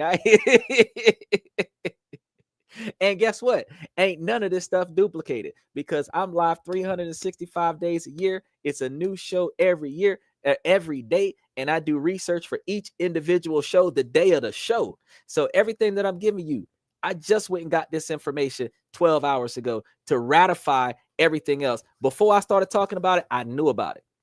Compounded knowledge. So doing 365 research projects a year, half of them on business and finance and investments, and the other half of it is on personal improvement and social equality, and all of it revolving around knowledge. All year long, I'm learning stuff that I never knew, and then I add it to something else that I remember from before, and I start piecing together critical thinking, so many different things that could make myself more successful. As a result, when I share that with y'all, I'm not just preaching to entertain y'all for the time. I'm actually talking to y'all about some stuff that y'all going to take with y'all today. Y'all going to start using some of this stuff in the morning, and then by the end of the week, you're going to be like, dang, I tried that and it worked. The same way Ruderus got the girlfriend from playing chess. He's her tutor. That's his girlfriend. You're welcome. All it took was recognizing that somebody was interested in you, and love who loves you. That's the easiest way to go. It's harder for you to convince somebody else to care about you. It is easier for you to allow somebody else to love you. So instead of chasing the one that don't want you, allow the one that wants you to show you what they got. Give them 5 or 10 years. Let's see if they can do it right. Cody D said, wickedness, my house. I got taxes today. I wash my dog. I understand. I see the light now. Bro, if I told you about Joe Monstrano, he could have did your taxes for you, and then you would have had one less thing to do. But if you wash your dog, I would recommend that you use the Pantene Pro V and then use the conditioner, because then they will smell like roses. But if you really want to make your dogs, this is what you do, because animals are pack mentality. And you're going to love this, Cody, with your dog. If you use your shampoo and your body wash on your dogs, all of y'all will smell the same. Dogs recognize the dogs that belong in the pack because all of y'all smell the same. So I don't mess with that. Oatmeal shampoo is good. Oatmeal shampoo is good. But the reason why I don't mess with that is because he said he used oatmeal dog food. Oatmeal is good, but the oatmeal there's nothing wrong with it. It's just, it don't smell like you. So if your dog smells like you and your other dog smells like you and you smell like your dogs, where all of y'all is like, it don't matter if it's like an Axe body wash, Old Spice, whatever it is, you could all use the same oatmeal shampoo. The thing is, your animals will recognize you from a mile away, and your animals will recognize an enemy too, because that's the only one in the room that don't smell like the rest of the pack. Think about it now. Vicky said, from quantum physics to relationship fundamentals, most I've learned from the start all week. Most I've learned from shorts all week. Yes, ma'am. On this and that, we talk about this, that, and everything in between. So I mean, he asked me some physics questions yesterday. Was it yesterday? No, he asked me some physics questions. Today's Thursday. No, today's Friday. He asked me the physics questions on Wednesday. No, Tuesday. Because we were talking about, no, it was Wednesday. It was Wednesday because that was the day that we were talking about the investments in Egypt. and the real estate and everything in Egypt. And during that time, he asked me some stuff about physics. So I was answering all the questions. He didn't come to the show on Thursday. So I said the next time he come back to the show, I was going to tell him. He came back to the show today. So I was like, all right, I got your physics questions. You got your fit. And that's why Z had asked me about pure minerals or precious metals. So I'm going to be talking about pure minerals and precious metals and stuff to that effect as far as this investment opportunities on this coming Tuesday. Monday, we talk about all the chaos that's happening with the Trump administration and how their decisions will impact the rest of us financially, not the top 100, not the top 1%, the rest of us, bottom 99%, those of us that are making under 100,000 a year, how their decisions affect the rest of us. That's what I talk about on Monday. And then we talk about making money, make money for us on Tuesday. And then we talk about other countries that we can make that money and live cheaper on Wednesday. So this is a holistic podcast. This podcast is not a pity podcast. This isn't a blame the other person podcast. This podcast is learn, grow, improve, generational wealth, investments. What you said, Cody? Self-improvement, empowerment. As slogans we need to start throwing out. He said he was happy. I got all the winter dandruff off. He's blue tick hound. Oh, okay. Oh, you know what dogs love? Bubbles. Get them a bubble bath. Get you a bubble bath. They love bubbles. And if you want your dog, I got you, Cody. This is a tip, a trick that works on all dogs. You want your dog not to fight you for the bath? Ladies, this works for men too. Avoid them until they smell good. So while they smell bad, you don't really, you just and just move away from them. That's it. And they're going to look subconscious about that for a minute. And until the day they get that bath in, and you just till they get that bath in. Then once they get that real good bath in, and now they smelling all fresh and so clean, that's the moment when you come over there and you treat them like one of them ass commercials. You be like, ooh, you smell so good. Ooh, you smell so good. Positive reinforcement. You said nothing negative when he stank. But when he smelled good, ooh, I love the way you smell. Ooh, I love the way you smell. Now you got cuddles. Now you all over him, all this stuff. Why?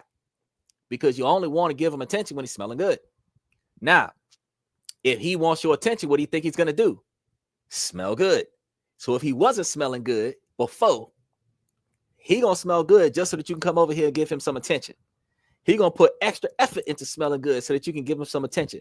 So if y'all dating a man that don't got enough focus on his own personal hygiene, you will fix that by attaching extra attention to his positive hygiene, positive reinforcement. He said they're going hanging. What is that? Begania flower basket. Oh yeah, you can do that too. Previous dog experiment. LOL. Yeah, I did that. I've got 2 dogs that I do that with right now. But with my dogs, I'll sniff them. I'm like, ooh, you need a bath. Yeah.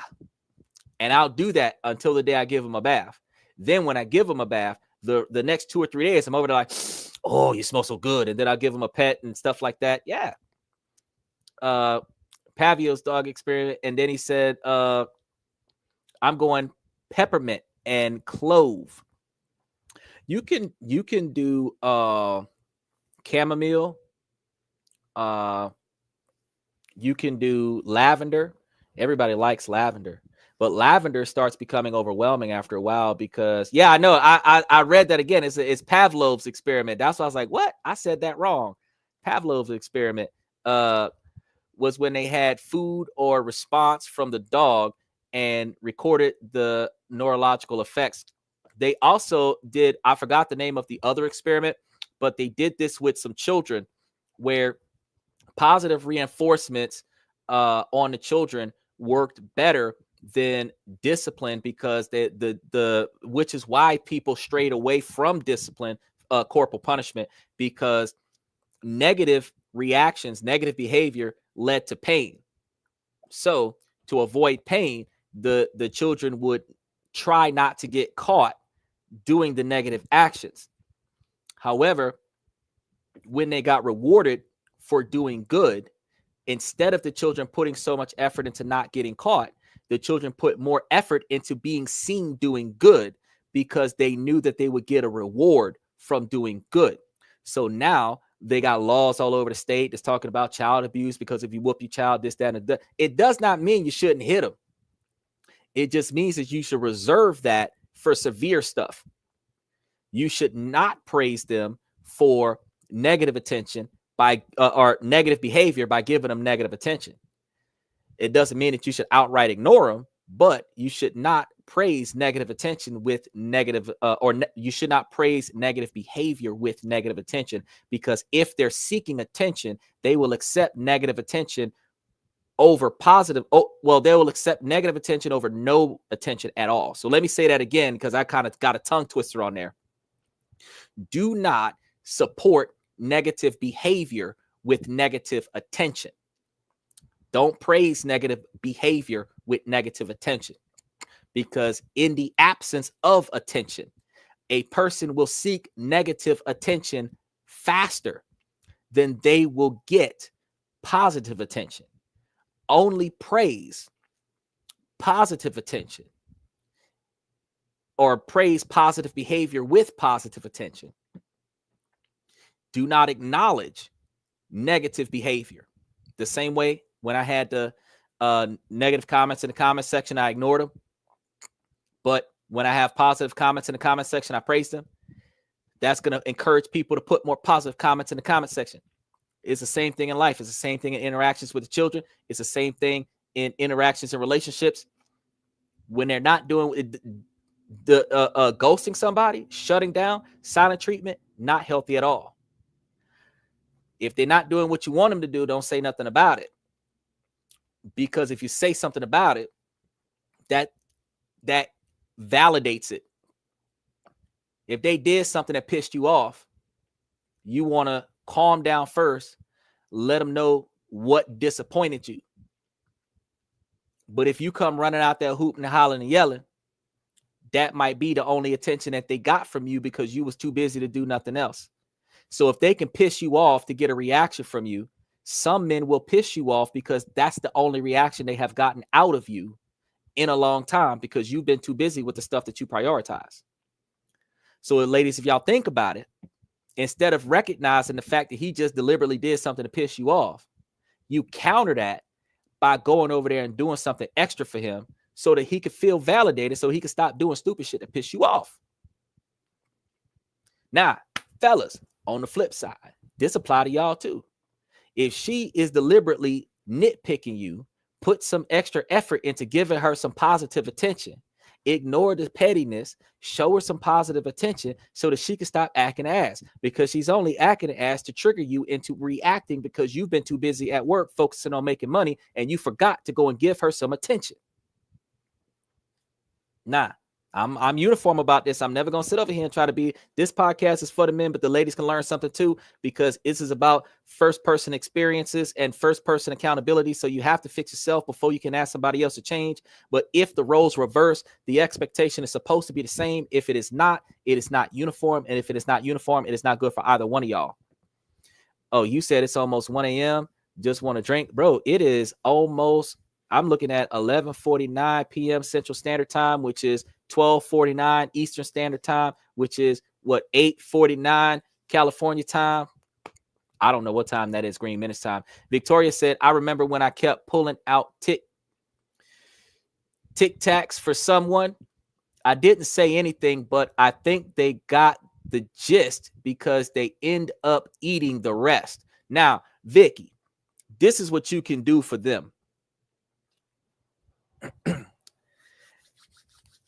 Because you got some people, it's not on purpose. They've got gingivitis, dark colored gums. You've got some people that got smoking habits. The carbon monoxide or carbon dioxide that's coming out of the lungs, and amongst other stuff. And And then you got just those people that haven't brushed their teeth in a while, whether it's because they haven't been home in like more than half a day, or you know, whatever the case may be, and those people who just woke up. So Tic Tacs is good. Gum is good. Breath mints, like not like the Tic Tacs, because you think, well, Tic Tac is a breath mint. No. Like the spray, the little portable spray bottle. And I said that many times on purpose, are all supposed to be put into a care package, bundled up, and given to them as a gift. You can also put some Sensodyne toothpaste in there, an electric toothbrush with extra batteries. Or if you get an electric toothbrush with the charge station on it, with the power cord on it. Actions speak louder than words. Instead of telling them that they breath stink for Valentine's Day, give them $40 to make your breath smell better gift. It's themed around your breath stink without having to say your breath stink. The same way, shampoo, deodorant, body wash, loofah, your ass stink. That's how you help them. But the thing is because you got it for them, they will use it. And if you get enough of it for them to use it for 66 days, they're going to not know what to do if they don't have it. So that's going to make them go get more. And now they don't have a breath problem. Now they don't have a musty body problem. You get them a cologne, you get them the cologne you want him to wear. You also get him the cologne that he normally wears, because every man's got their signature scent. You want to get him his signature scent, but then you also want to get him the one that you want to wear. Now, on a normal basis, when he's out going to explore the world without you, he ain't trying to impress nobody. He's going to wear his signature scent. When he's trying to impress you, he's going to wear the one you bought. Even if he's trying to impress you on his way out to a business meeting, he's going to wear the one that you bought so that you can smell it on his way out the door. But when he's about to go do something, he's about to go take care of business and ain't got nothing to do with you, he's going to wear a signature scent. So get both of them. But the more often that he wants you to know that he got that, he gonna hit that either on his way in from wherever he came from or on his way out from wherever he going. Let me go through some of these comments. He said, the appearing and disappearing man, LOL.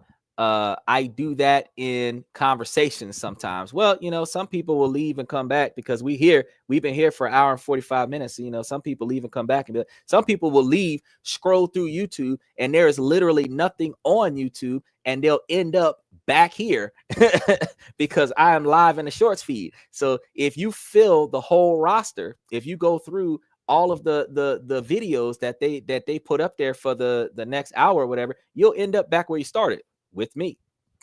He said, I'll just leave for 5 minutes and have them reflect. It's on. Oh yeah, we already talked about that. And he said, I'm going out, LL. Go banana clips. You tripping. You are not trying to banana clips. First date, and it ends in a bubble bath day experience. That is actually a good experience to have. You meet a person, y'all hit it off while y'all are out on y'all first date. You end up at one of y'all's house, and somebody decides to start filling the tub up with some scrubbing bubbles. And I'm saying scrubbing bubbles because if you think about it, if you was to go and get you some stuff from like a Bed Bath and Beyond or one of them other places that's got the bubbly stuff, and then you put your little bit of extra Dawn in there too to add on top of that, and then when you done with it, those individuals, you got the bubble bath running, and then you know you come in, hey, soak in the tub, soak in the bathtub, soak in the bubble bath. I guarantee you got you a partner that's gonna be like, yo, that's dope. First night we was in the bubble bath. It don't have to end in nothing physical, but the fact is that your partner went to your house, left from your house, feeling like $1 million. He said it's stoic. It is. It's very stoic, but it's also very refreshing to get that value, because a lot of times, I don't think very many women know what to do to that is not sexual in nature, besides feed a man that will change the man's day. Because back in the day, way back in the day, like, women used to help the man get dressed on his way out of the door, like put his coat on him, help him tie his tie, give him a kiss on the way out the door. They used to help him with his shoes. They used to do all kinds of stuff to contribute to his ability to get dressed, not because he wasn't capable of getting dressed, but that's how you show that you care on his way out. If you help him get ready, you can show him that you love him and value him and appreciate him on his way out the door without slowing him down. Women forgot about that. When the man comes in from work, helping him get undressed, it's not because he can't do it himself. It's because he's coming out of this anyway. But if you helping him out of it, it will recognize that he's tired. It'll recognize that he ain't feeling good. It'll validate him, appreciate him, and give him that recognition on his way in the house. And it's something as simple as take his coat, help him with his shoes. You know what I'm saying? Grab his belt, stuff like that. Take his briefcase if he has one, put it where he normally puts it at to pick it up, stuff to that effect. So you are basically greeting him at the door, and you are the last thing he sees on the way out the house, if y'all are crossing paths like that on his way in and on his way out. And some of those things are little things. Rubbing your man's back. You don't have to give him a deep tissue massage a lot of the times. And some women feel like that's like female slavery kind of thing, but you don't have to give a man a deep tissue massage. While that does feel good for men with bad backs, being able to just pass by your man and just rub your hand around his back a little bit stimulates circulation. And sometimes, since the man can't reach the middle of his back, he doesn't have any stimulation of circulation near his spinal cord. So you being able to just rub your hands around areas of his back that he can't touch himself, which is skin that never receives physical contact, you will be able to provide him with more stimulation than giving him head. I'm going to be honest with you. And some men aren't even going to really know what you're doing and feel so much better, because that rubbing your hands up and down his back is something simple that will make his whole body tingle, because it'll start increasing circulation. And ironically, with very little effort, for some reason, he ain't really going to feel that much pain after that. He going to be like, damn, I don't know what you did, but my back feels so much better. Now, you can't come and smack him on the back and just like a grizzly bear. But if you was just even while he playing a video game, he leaning forward and everything, he over there on a video game, and you just come back behind him, not in front of him. Don't block the game, and come behind him and just rub his back a little bit. And he might ask you, what's up? Nothing. Just passing by. And just rub his back and keep on going. Guarantee you, every time he see you, he gonna sit up. He gonna sit up so that you can get that back. I'm trying to told you. Cody said the problem is if she gets in the tub and half the water leaves. Well, if you get in the tub, half the water leaves, then y'all can just keep each other warm. Live in a shoe? Nah. Now I'm looking for a grizzly bear. A grizzly bear woman. Now look, y'all, when we constantly criticize or judge our loved ones, it can be really damaging to their self-esteem and our relationships. So it's like, hey, I get it. We all have flaws and areas where we can improve. But when we focus too much on what's going wrong, it can be really destructive. You also have to remember that no matter how different you guys are, y'all have a lot of similarities. And with the longer y'all stay together, the more in common you become, because you adapt to his behavior patterns. He adapts to your behavior patterns. Some of your behavior patterns become his behavior patterns, and vice versa. So the problems that you find in your partner, you only recognize because you do it too. So when you're complaining about what he's doing, you got to remember that you do it too. Fellas, when you're complaining about what she's doing, you got to remember that you do it too, because you can only find a problem that you've experienced before. And more often than not, you know it firsthand because you've done it at least once in your life. And that's why you're able to recognize it. You know the negative impacts of it because you've done it to somebody else. And you don't want it to happen to you. Self-preservation tactic, you're going to bitch about it. You know, we are one of the biggest criticisms that anyone can ever have. And some of the specific behaviors that might be pushing our loved ones away is excessive criticism. Cody said, if you look for the bad in people, you'll always find it. Look for the good. Now I'm going to leave that up there on the screen real quick because I got a public service announcement for y'all ladies. Stay out your man's phone. Stay out your man's phone. If he tell you to call somebody, that's exactly what you do, is hit that call button. Don't go through the call log. Don't go through the text messages. Don't go through the social media platforms. Don't go through his Google search. Because if you look hard enough, you will find a broken relationship. If you look hard enough, you will find a divorce. It wasn't a problem until you went looking for it. Now that you found it, you found a problem. Typically, it's a subconscious behavior. Women that want out of a relationship need an excuse. How many men have gone through your phone in your life? The ones that trusted you? None.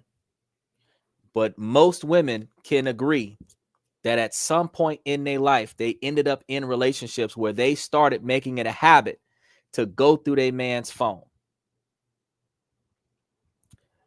and GPS track him and everything like that, just to see if he's still behaving. If you're doing everything right, he shouldn't be misbehaving. But when you start stalking your man, you've lost trust in him, you've lost confidence in him, and you doubt that you are worthy of him, and you believe that he now is willing to and looking for someone better than you. If you know that you are the best thing he has ever had, you should have the confidence to never have to look. Because if you do, you will find in those scenarios that if something was there, you're partially to blame for that. And if nothing was there, you're going to regret looking, because now he doesn't trust you to trust him. And once the trust is gone out of the relationship, you can't get that back. You can rebuild tolerance for one another, but you can't rebuild trust. You start staying with each other out of loyalty and dedication, but you're not staying with somebody that you trust. You're staying with somebody that you tolerate, that you invested too much in, and you don't want to lose half of that.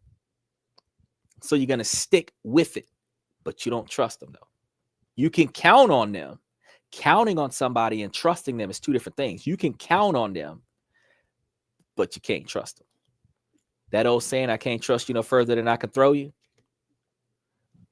But beyond where I can throw you, I still can't trust you. I should be able to trust you to the ends of the earth and back. Cody said, about to hit the scene and be out. You're awesome, bro. Much intelligence and wisdom. Cody, get out there and make it do what it do. Be safe tonight. I don't know why you on out there at 1 o'clock in the morning and the club closed at 3. But hey, try to get in there and get out early, because if you stay there after last call, odds are you're going to be on the street with the most drunk people of the night, and that's when bad things happen. So you want to make sure that you don't stay out there too late at night. Max, you only own here because y'all ain't got no school right now for spring break. But John Parks Mausoleum ain't did nothing. But if he had pork, I'd get some of his John Pork Park Mausoleum pork. Yeah, I would. It's almost like if you put that on a George Foreman grill and use some of the Jack Daniel's sauce and chase that with some Tennessee whiskey. Yeah. And for dessert, you get you some Bailey's Irish cream with some store-bought ice cream, and you chase that with some Johnny Walker Platinum, Johnny Walker Blue. Get you some Bluebell with some Johnny Walker Blue and some Bailey's Irish cream. Make you an ice cream float. Just saying. Put your little bit of whipped cream on there. Just saying. He joined William Tribe and worshiped the Eye of Ra. Oh, but you missed the whole show that we was talking about on Wednesday when we was talking about Egypt. I was naming a bunch of places you can go to buy houses over there in Egypt. They even got pyramids with pools over there if you go to the right spot. But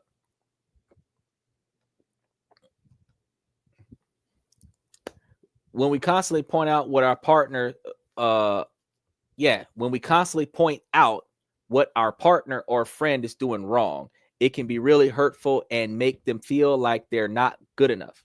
And honestly, who wants to feel like they're constantly walking on eggshells, worried about saying or doing something that's wrong? Another behavior is lack of support. When we don't show up for our loved ones, or when we don't take an interest in what's important to them, it can make them feel like we don't truly care. And let's be real, that's really painful feelings to have. We all want to feel like we have someone in our corner cheering us on and supporting us through thick and thin. Look at that. Is that a Jigglypuff?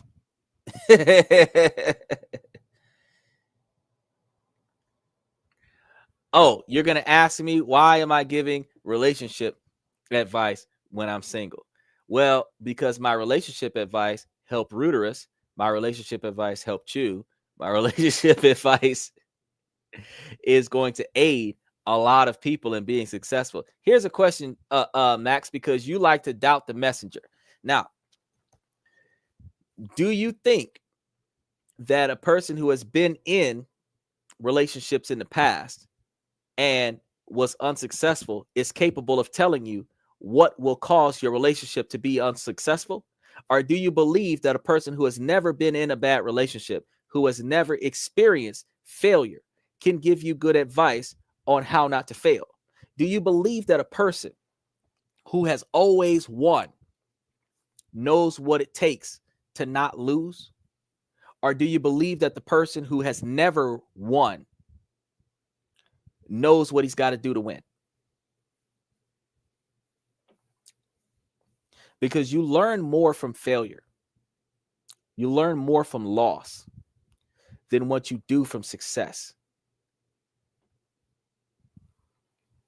They give everybody a participation trophy these days just because they showed up.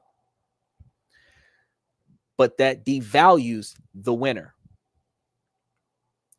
If you put more effort into, unless you're insane, I mean, well, when we start talking about insanity, so here's the thing, Vicky. I'm sorry, I was thinking about Vivian, because Vivian used to be coming up here with she was a banker, and she would come up here with these left field scenarios, and she would make me think, and you just made me think, and I was like, I had to marinate on that for a second. When we call people insane because we don't agree with their decision making, not because they're actually insane. Because true insanity is somebody is not capable of doing anything for themselves. They're not capable of formulating a plan or executing one. The individuals that we call insane are individuals that are more calculating and devious than what we expected them to be. That's not insanity, though. because insanity is doing the same thing repetitively, hoping for a new result. That's insanity. But always finding a new way to approach the same situation, looking for the right results. People call it crazy because you keep trying. But eventually you will succeed. It's almost like Pinky and the Brain. Which one was crazy? Pinky or Brain? Now, when you think about those people who do stuff that's socially unacceptable on a massive scale, we say, oh, they went crazy. They didn't go crazy. They formulated and calculated a more devious plan than we would have executed under those circumstances. And they did not hesitate to execute that plan with no regard for the consequences of executing that plan. We call it crazy because we never would have thought that we could resolve our problems by performing that action. That doesn't make them crazy. It doesn't make them insane. It just makes them more devious and diabolical than what we gave them credit for. So while a situation can be abnormal and we will call that a crazy scenario, I will never allow myself to be in a situation where I will say that that person is crazy. Reckless, yes. That person is reckless. That person is careless. But I will not call him crazy. I will not call him insane, because you could not have done that if you were crazy. Them 5 kids that had made that plan for Columbine, they planned that. They prepped for that. That's not crazy. You know, you can't think of a scenario where somebody did something to deliberately cause catastrophic failure to somebody else that was crazy. That's not crazy. That was premeditated. And by definition, premeditated is not crazy. Crazy is trying to fit a spoon in your nose at random, not knowing what the thought was. I wonder if this would fit, and you just shove it in there. That's crazy. It's an experiment, but that's crazy. But here's one, Vicky. If you connect them correctly, you can use half ends of jumper cables to connect to your house and jump off your car. You'll tell me that's crazy. No, that's dangerous. But it's doable. It's doable. I've done it a few times. No jumper cables, 10-acre piece of property. All I had was an open panel. Plugged the jumper cables into an extension cord. Plugged the extension cord into the house. Had the jumper cables on the positive and negative. Turn the car over. Unlimited source of power. Jump the car off and charge the battery. Now, you would say that that's a crazy action for me to perform. No. The plan was positive to positive, negative to negative, and the transformer has an unlimited power source. It's calculating. Devious. More than what other people would expect.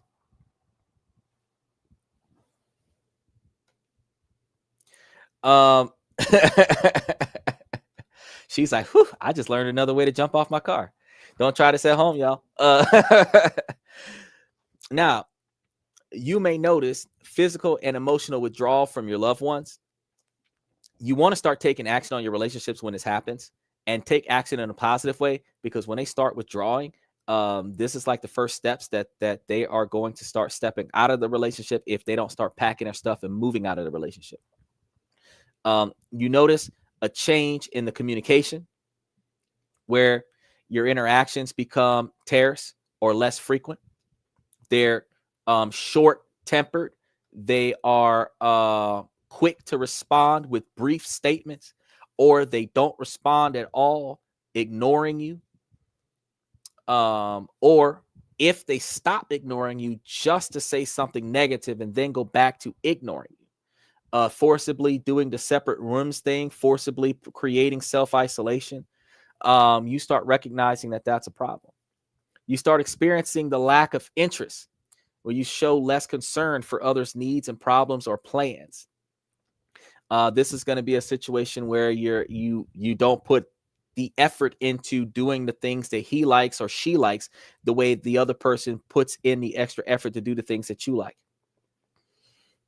You'll start to increase emotional unavailability, where you're willing to share feelings about problems. You're unwilling to share the feelings about your problems, where like you got an issue. And ladies, this is a big thing that women do in their relationships, is when they have a problem and the man asks them what's wrong and they say nothing's wrong, but they're deliberately sitting there forcing out a cry, or in some situations holding back a cry so that he doesn't figure out the problem. But she wants him to solve the problem, because if he can fix that problem without knowing what the problem is, it shows her that he was paying more attention than what he should have been to her personal position. What you're testing for, ladies, believe it or not, is a servant, not a husband, not a boyfriend. When you're doing that, because only a servant will know your every breath and recognize when it fluctuates, because the only thing that they'd have to focus on in their life is you. Your husband is supposed to represent you and your success, and your husband is supposed to get out into the world and go and make that happen. Therefore, his focus is not on you. His focus is on succeeding. So if his focus is on you, to the fact that he can read your mind and solve your problems and fix your mistakes, a lot of the times, first person accountability, you're the reason why you're in that room crying. Then that means he's not paying attention to being successful for you. So if he knows what's wrong with you before you know what's wrong with you, he's paying too much attention to you and not enough attention to being successful for you. And what that's going to do, ladies, is that's going to take away from your success, because those women that want a man that will take care of them, he's not making as much money as he could be making because he's putting more effort into satisfying you. He's not making as much retirement investment because he's putting more money into entertaining you. He is older and older, still working on his job instead of retiring at a younger age to spend more of his life with you. So you are prolonging self-isolation, because instead of you working towards his retirement so that you guys are making a combined standard of living off of stocks, bonds, and investments for y'all to live without having to work, that is the longer that you are going to be in a marriage where he's got to leave the house and you're going to be sitting at the house wondering what you're going to do with yourself until he come back. For the sake of y'all women that got a job, he still got to leave the house when you're not at work, and you at the house by yourself wondering what you're going to do until you go to work. And when you go to work, he's going to be back at the house by himself wondering what he going to do until you come back from work.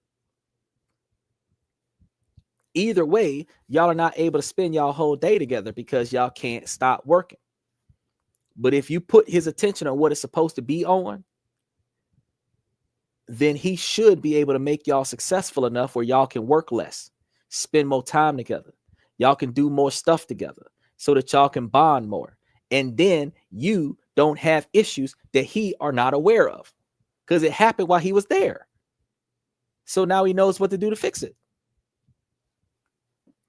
Now, there is a sense that you're not prioritizing your relationship when you're dealing with unwillingness to share problems and resolve them. You might find yourself pushing people away as a defense mechanism to avoid getting hurt in your relationship. Things that trigger you from the past negative experiences, fear of rejection, or subconscious self-preservation, depression, or other mental health issues that can lead to pushing others away. And this manifests as feeling unworthy of love or connection, where your partner is feeling like they did something wrong because you don't feel like you're good enough for your partner. Your partner's trying to fix something that he can't fix, or that in some situations, lady, y'all are in a relationship with a man that just got broken by a woman and he don't feel like he's good enough for you. So he's backing out of the deal and you're blaming yourself. It ain't you. It's what he been through. So if you want that man, I know a lot of women don't want to build a bear with a man. It's like, oh, I'm not his mama. I don't need to raise no man. Yes, you do. Yes, you need to raise a man the way every man needs to raise his wife. Because at the end of the day, you are not going to get the product that you're looking for if you don't build it yourself. He's not going to get the product that he's looking for if he don't build it himself. You take what you get if you don't invest in it. So if you're looking at the finished product, whatever he is, you have to earn that. But if you find the startup product, you make it what you want it to be. Now you're entitled to what it is because you made it that way.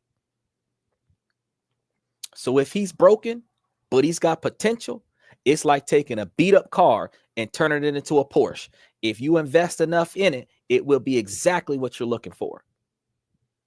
But if you only want it when it's new, you got to earn that. Because you could have got you an old 1986 Porsche and rebuilt it till it performed better than a 2025 Porsche and be worth more because it's older.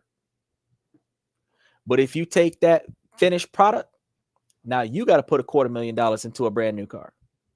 That is worth half as much when you drive it off the lot. Exactly the same way the relationship is. You are going to have to put in twice as much effort into a relationship where you are worth half as much soon as y'all get together. Because what did you do to contribute to his success? Nothing. So what are you going to do to deserve getting his success? Everything.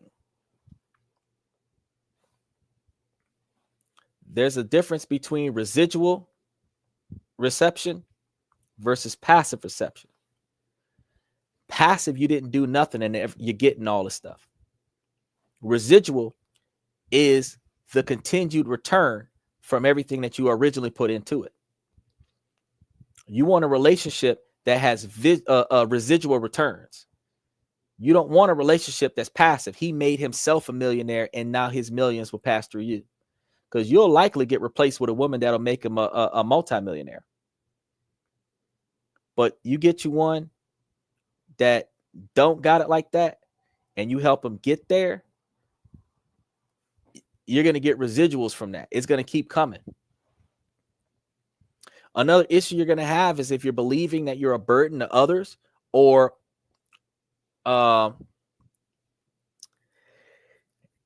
irritably and lashing out towards others, you're going to find that that's an issue as well.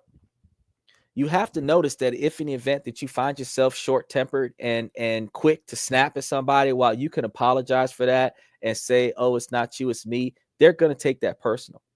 If you are irritable or irrational and you're lashing out, you need to be able to eat a Snickers because he's probably hangry.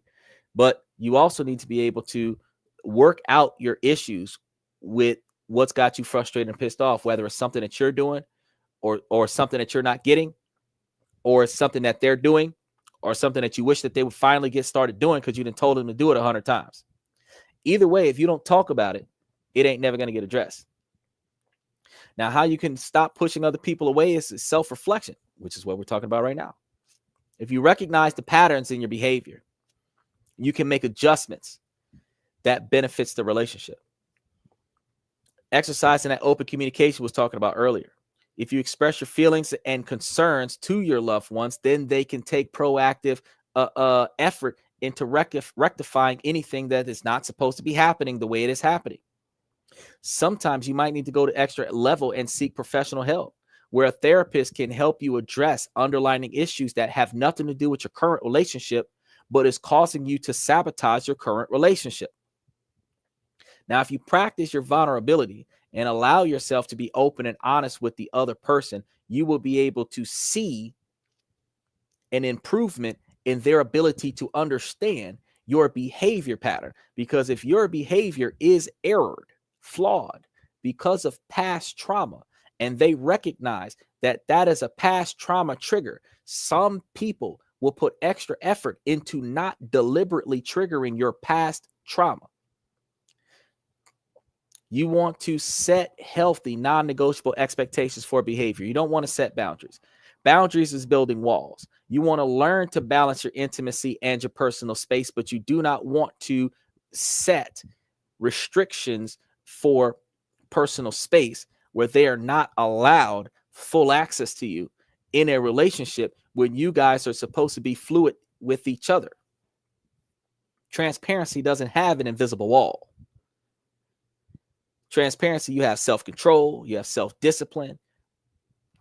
But if you want to come over and touch me, you should be able to come over and touch me. I shouldn't be acting a fool with you. Now, remember, pushing people away is often not a conscious choice. By understanding the reasons behind the behavior and actively working to change it, you can build stronger, more fulfilling relationships with your loved ones. So what's the antidote to all of this? Well, it is a powerful insight to change the way you approach relationships.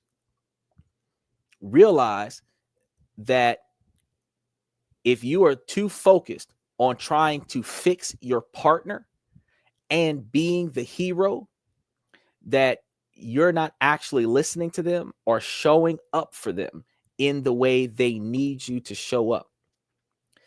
It's a huge wake-up call, and it may be a realization that is important to being present and truly hearing your loved ones. I think that's a big key to strengthening our relationships, being willing to listen, hear, and to understand.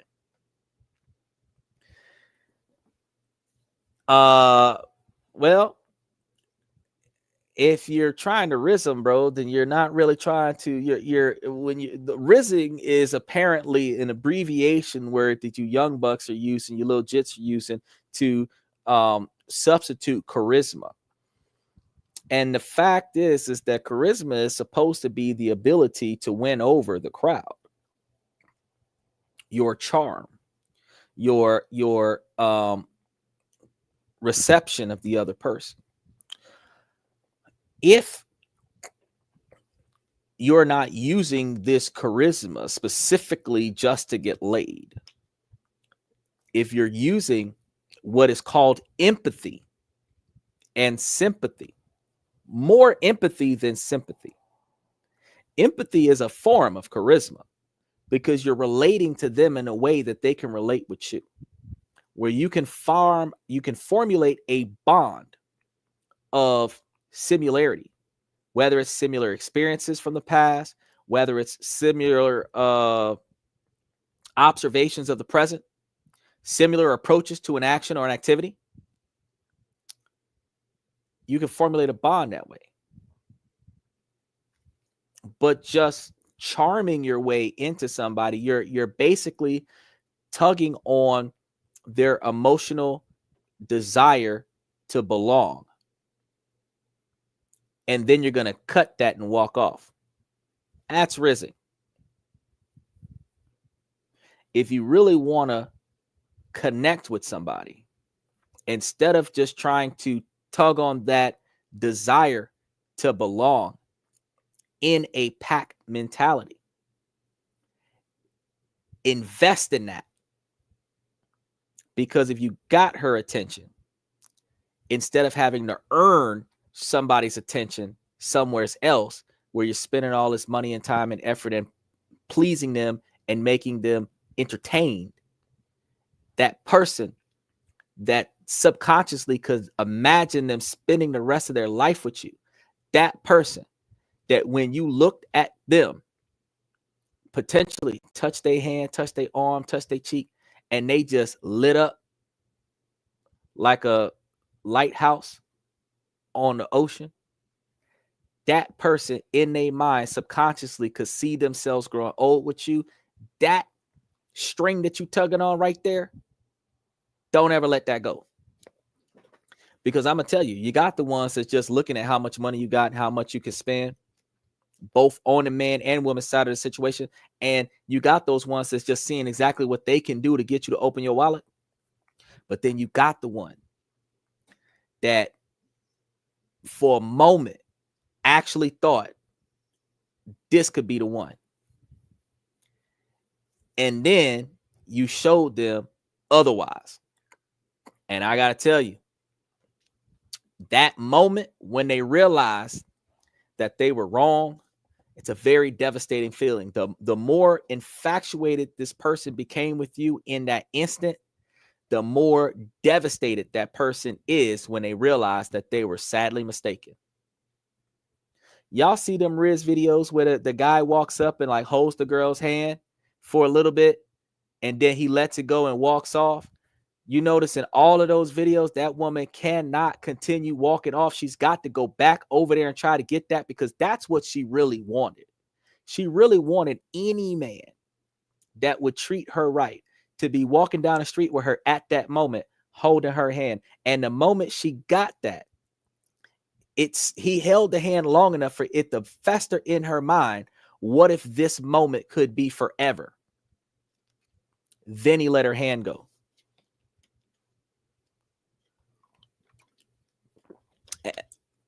That moment when she realized it ain't forever, you notice the expression on her face that she really wished that it was. Everybody, men and women, all have that feeling. Ladies, y'all got to start caressing y'all men a lot more often, because men, just like men don't get complimented, men don't get touched outside of physical violence very often. So you ain't got nothing sexual, but like when you talk to him, you put your hand on his leg or you put your hand on his arm, or you can like wrap your arms and lay your head on his shoulder. Like make sure that when you're communicating with your man, there's some kind of physical contact there, because a lot of times that's what men are looking for more so than sex. So you got to think about that. Rooter us, did you take your turn on the game, bro? Because I know that I'm the black team on that round. And because I'm the black team on that round, unfortunately, I can't take the first move. So the first move is on you. So you got to make the first move and the 3-day clock starts. Then I make the second move and we see how long it takes before you beat me. But since I got a queen and you don't, I think this is going to be a draw.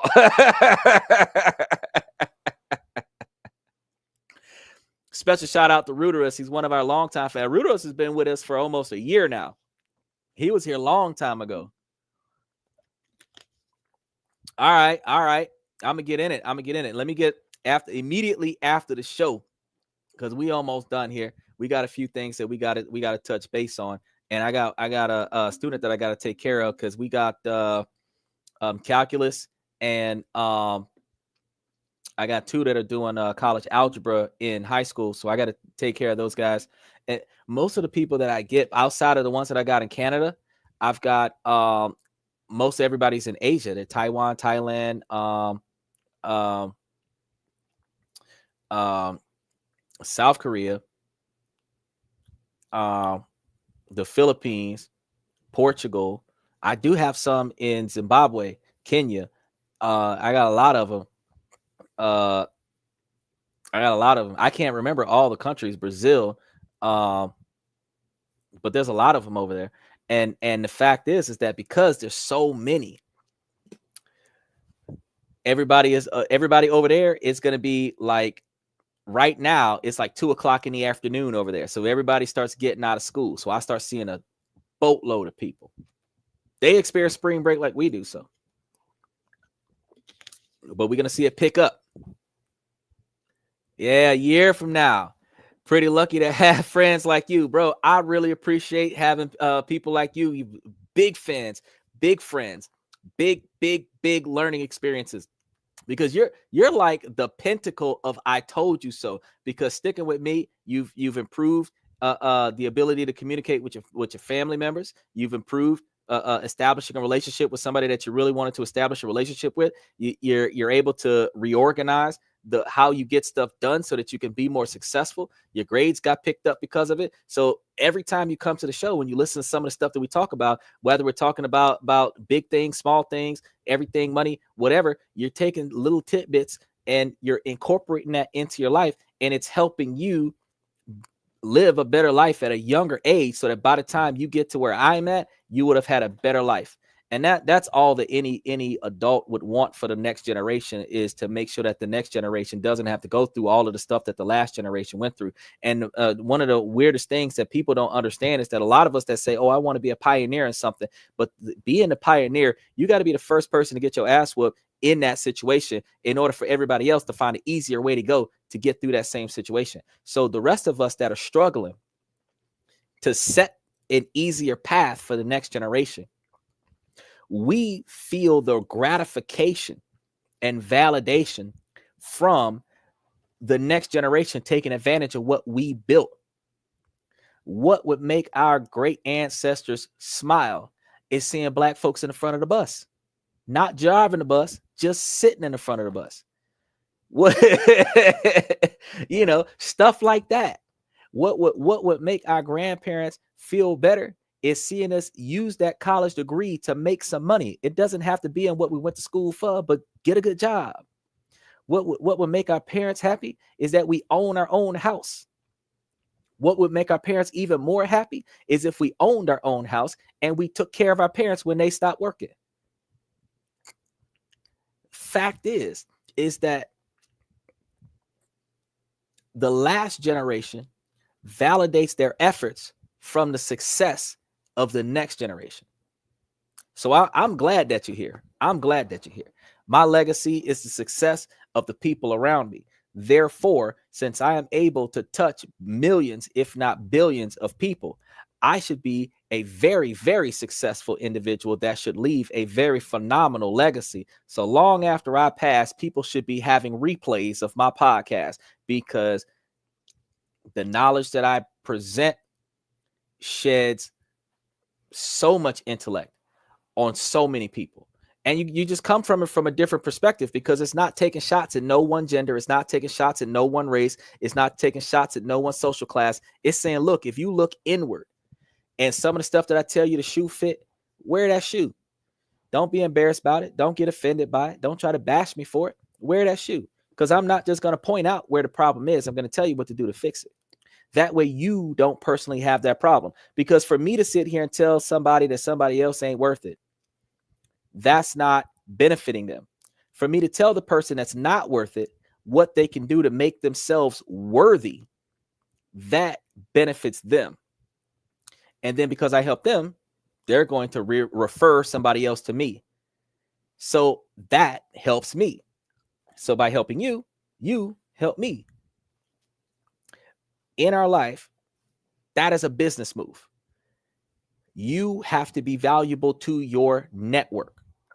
So all of your friends, all of your family members, girlfriends, job, you have to be valuable to them in order for them to want to be valuable to you. Because if they want you and they need you, you have undying, unwavering loyalty. If they don't want you, but they can use you, you have a leech. There is no loyalty. There is no respect from that person, even though they're receiving from you. It's a big change. It's a big change. It's a big difference. We can create a sense of safety and trust. And when we do that, that's when we really have a magical experience happen. Our loved ones will feel seen and heard, understood. And that's when we can truly connect on deeper levels. We can reconnect and rekindle with some family members that we once lost connections with. So what can you take away from all of this? Well, the biggest thing is to be aware of your behaviors and how they might be impacting your loved ones. Are you criticizing or judging too much? Are you showing up and being present for your partner or your friends? Are you truly listening and hearing them? These are the kinds of questions we need to be asking ourselves if we want to build stronger, more fulfilling relationships. Remember, pushing people away is often not a conscious choice. By understanding the reasons behind this behavior and actively working to change it, you can build stronger, more fulfilling relationships with your loved ones that you will not lose. I want to thank you guys for coming to tonight's show. If you have any experiences where you felt like you were being pushed away or where you realized you were pushing someone away, I'd love to hear about them in the comments down below. And if you want to learn more about building strong relationships, check out some of the videos we got coming up for the rest of the week. We're going to be dealing with things that includes communication skills. We have links in the description down below about the end of the show podcast songs, Higher Ground, that was made by alanito.music in Switzerland. We have links to the song in the description. If you wanted to purchase it from Amazon Prime, you can get the song from all over the world, wherever music is played. We have tomorrow's show. I can't think of the name of it right now, but I know that it's going to be posted up soon enough today. Sunday is going to be our members only show. We're doing questions and comments from the fans. You guys get to listen to a lot of stuff that we've got going on. Vicky says, very informative live. Thank you. Going to take it down now, but looking forward to future broadcasts. Yes, ma'am. I'm going to see you hopefully tomorrow. And then, like I said, Monday, Tuesday, and Wednesday, we're going to have a lot of business and finance and investment conversations. So if you're looking to try to make money for yourself, you're looking for other ways to invest, you're looking for any ways to rearrange your budget to be more beneficial to you. Because if you're not making 30% of your income, the totality of your expenses, meaning that your life expenses is 30 to 40% of your total net income, not the total gross, not everything that comes in before taxes, everything that comes in after taxes. Your standard of living is 30 to 40% of your income. Until you get there, there's ways that we can make changes, whether it is supplementing the income, increasing the quantity of money that you're making, or reducing the quantity of money that you're spending. Some kind of way we can bring in more money and spend less of it so that you can invest more of it in more places where you have more money making more money for you so that you can eventually quit working and live off of your success. That is the end goal of this podcast. Everybody's 20-year plan is to be retired with a steady income that far exceeds their expected standard of living, not their current, their expected standard of living. Wherever you want to see yourself in 20 years, that's where we're all going to be working. So that's all I have for you guys for today. Thank you guys for coming to This and That, where I talk about this, that, and everything in between. Before I walk out of here, I want to tell you, ladies, as long as the situation doesn't make sense, I'm going to keep asking you, ladies, to make it make sense. So, ladies, please make it make sense. Special shout out again one more time to Rooterus, Victoria, CD, Cody. Sorry, I called him CD.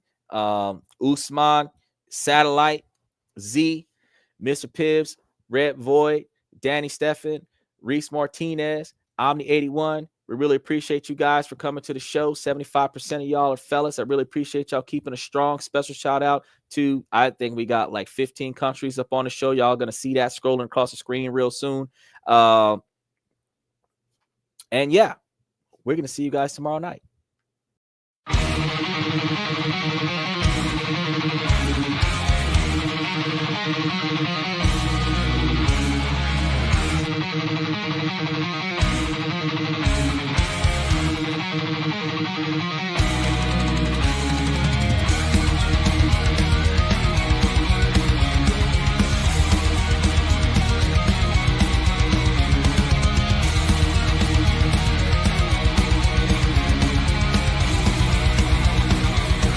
Higher ground.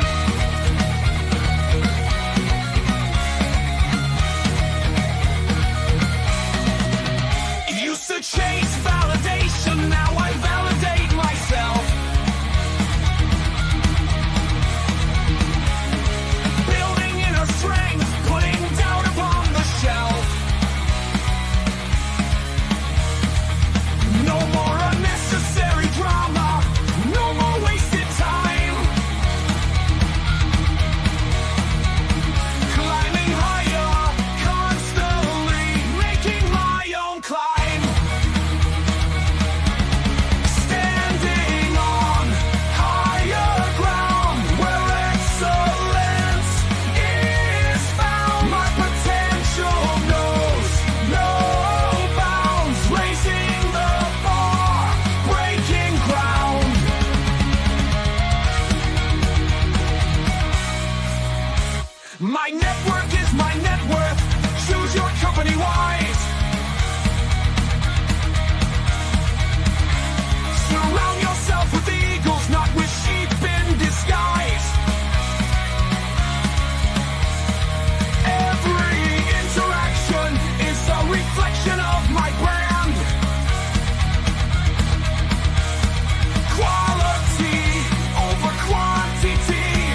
It's my personal command.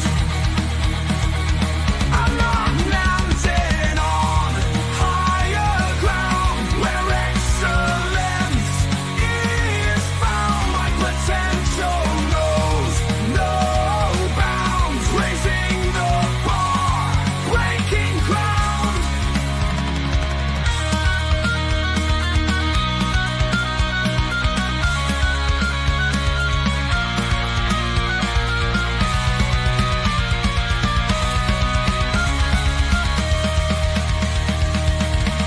I'm not just living, I'm manifesting my vision, cutting through limitations with surgical precision.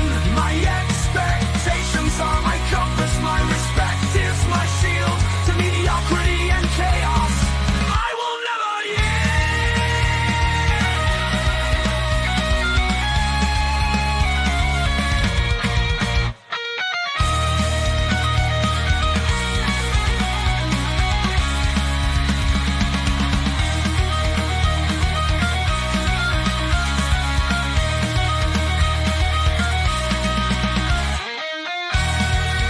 I'm not just living, I'm manifesting my vision, cutting through limitations with surgical precision. My expectations are my compass, my respect is my shield to mediocrity and chaos.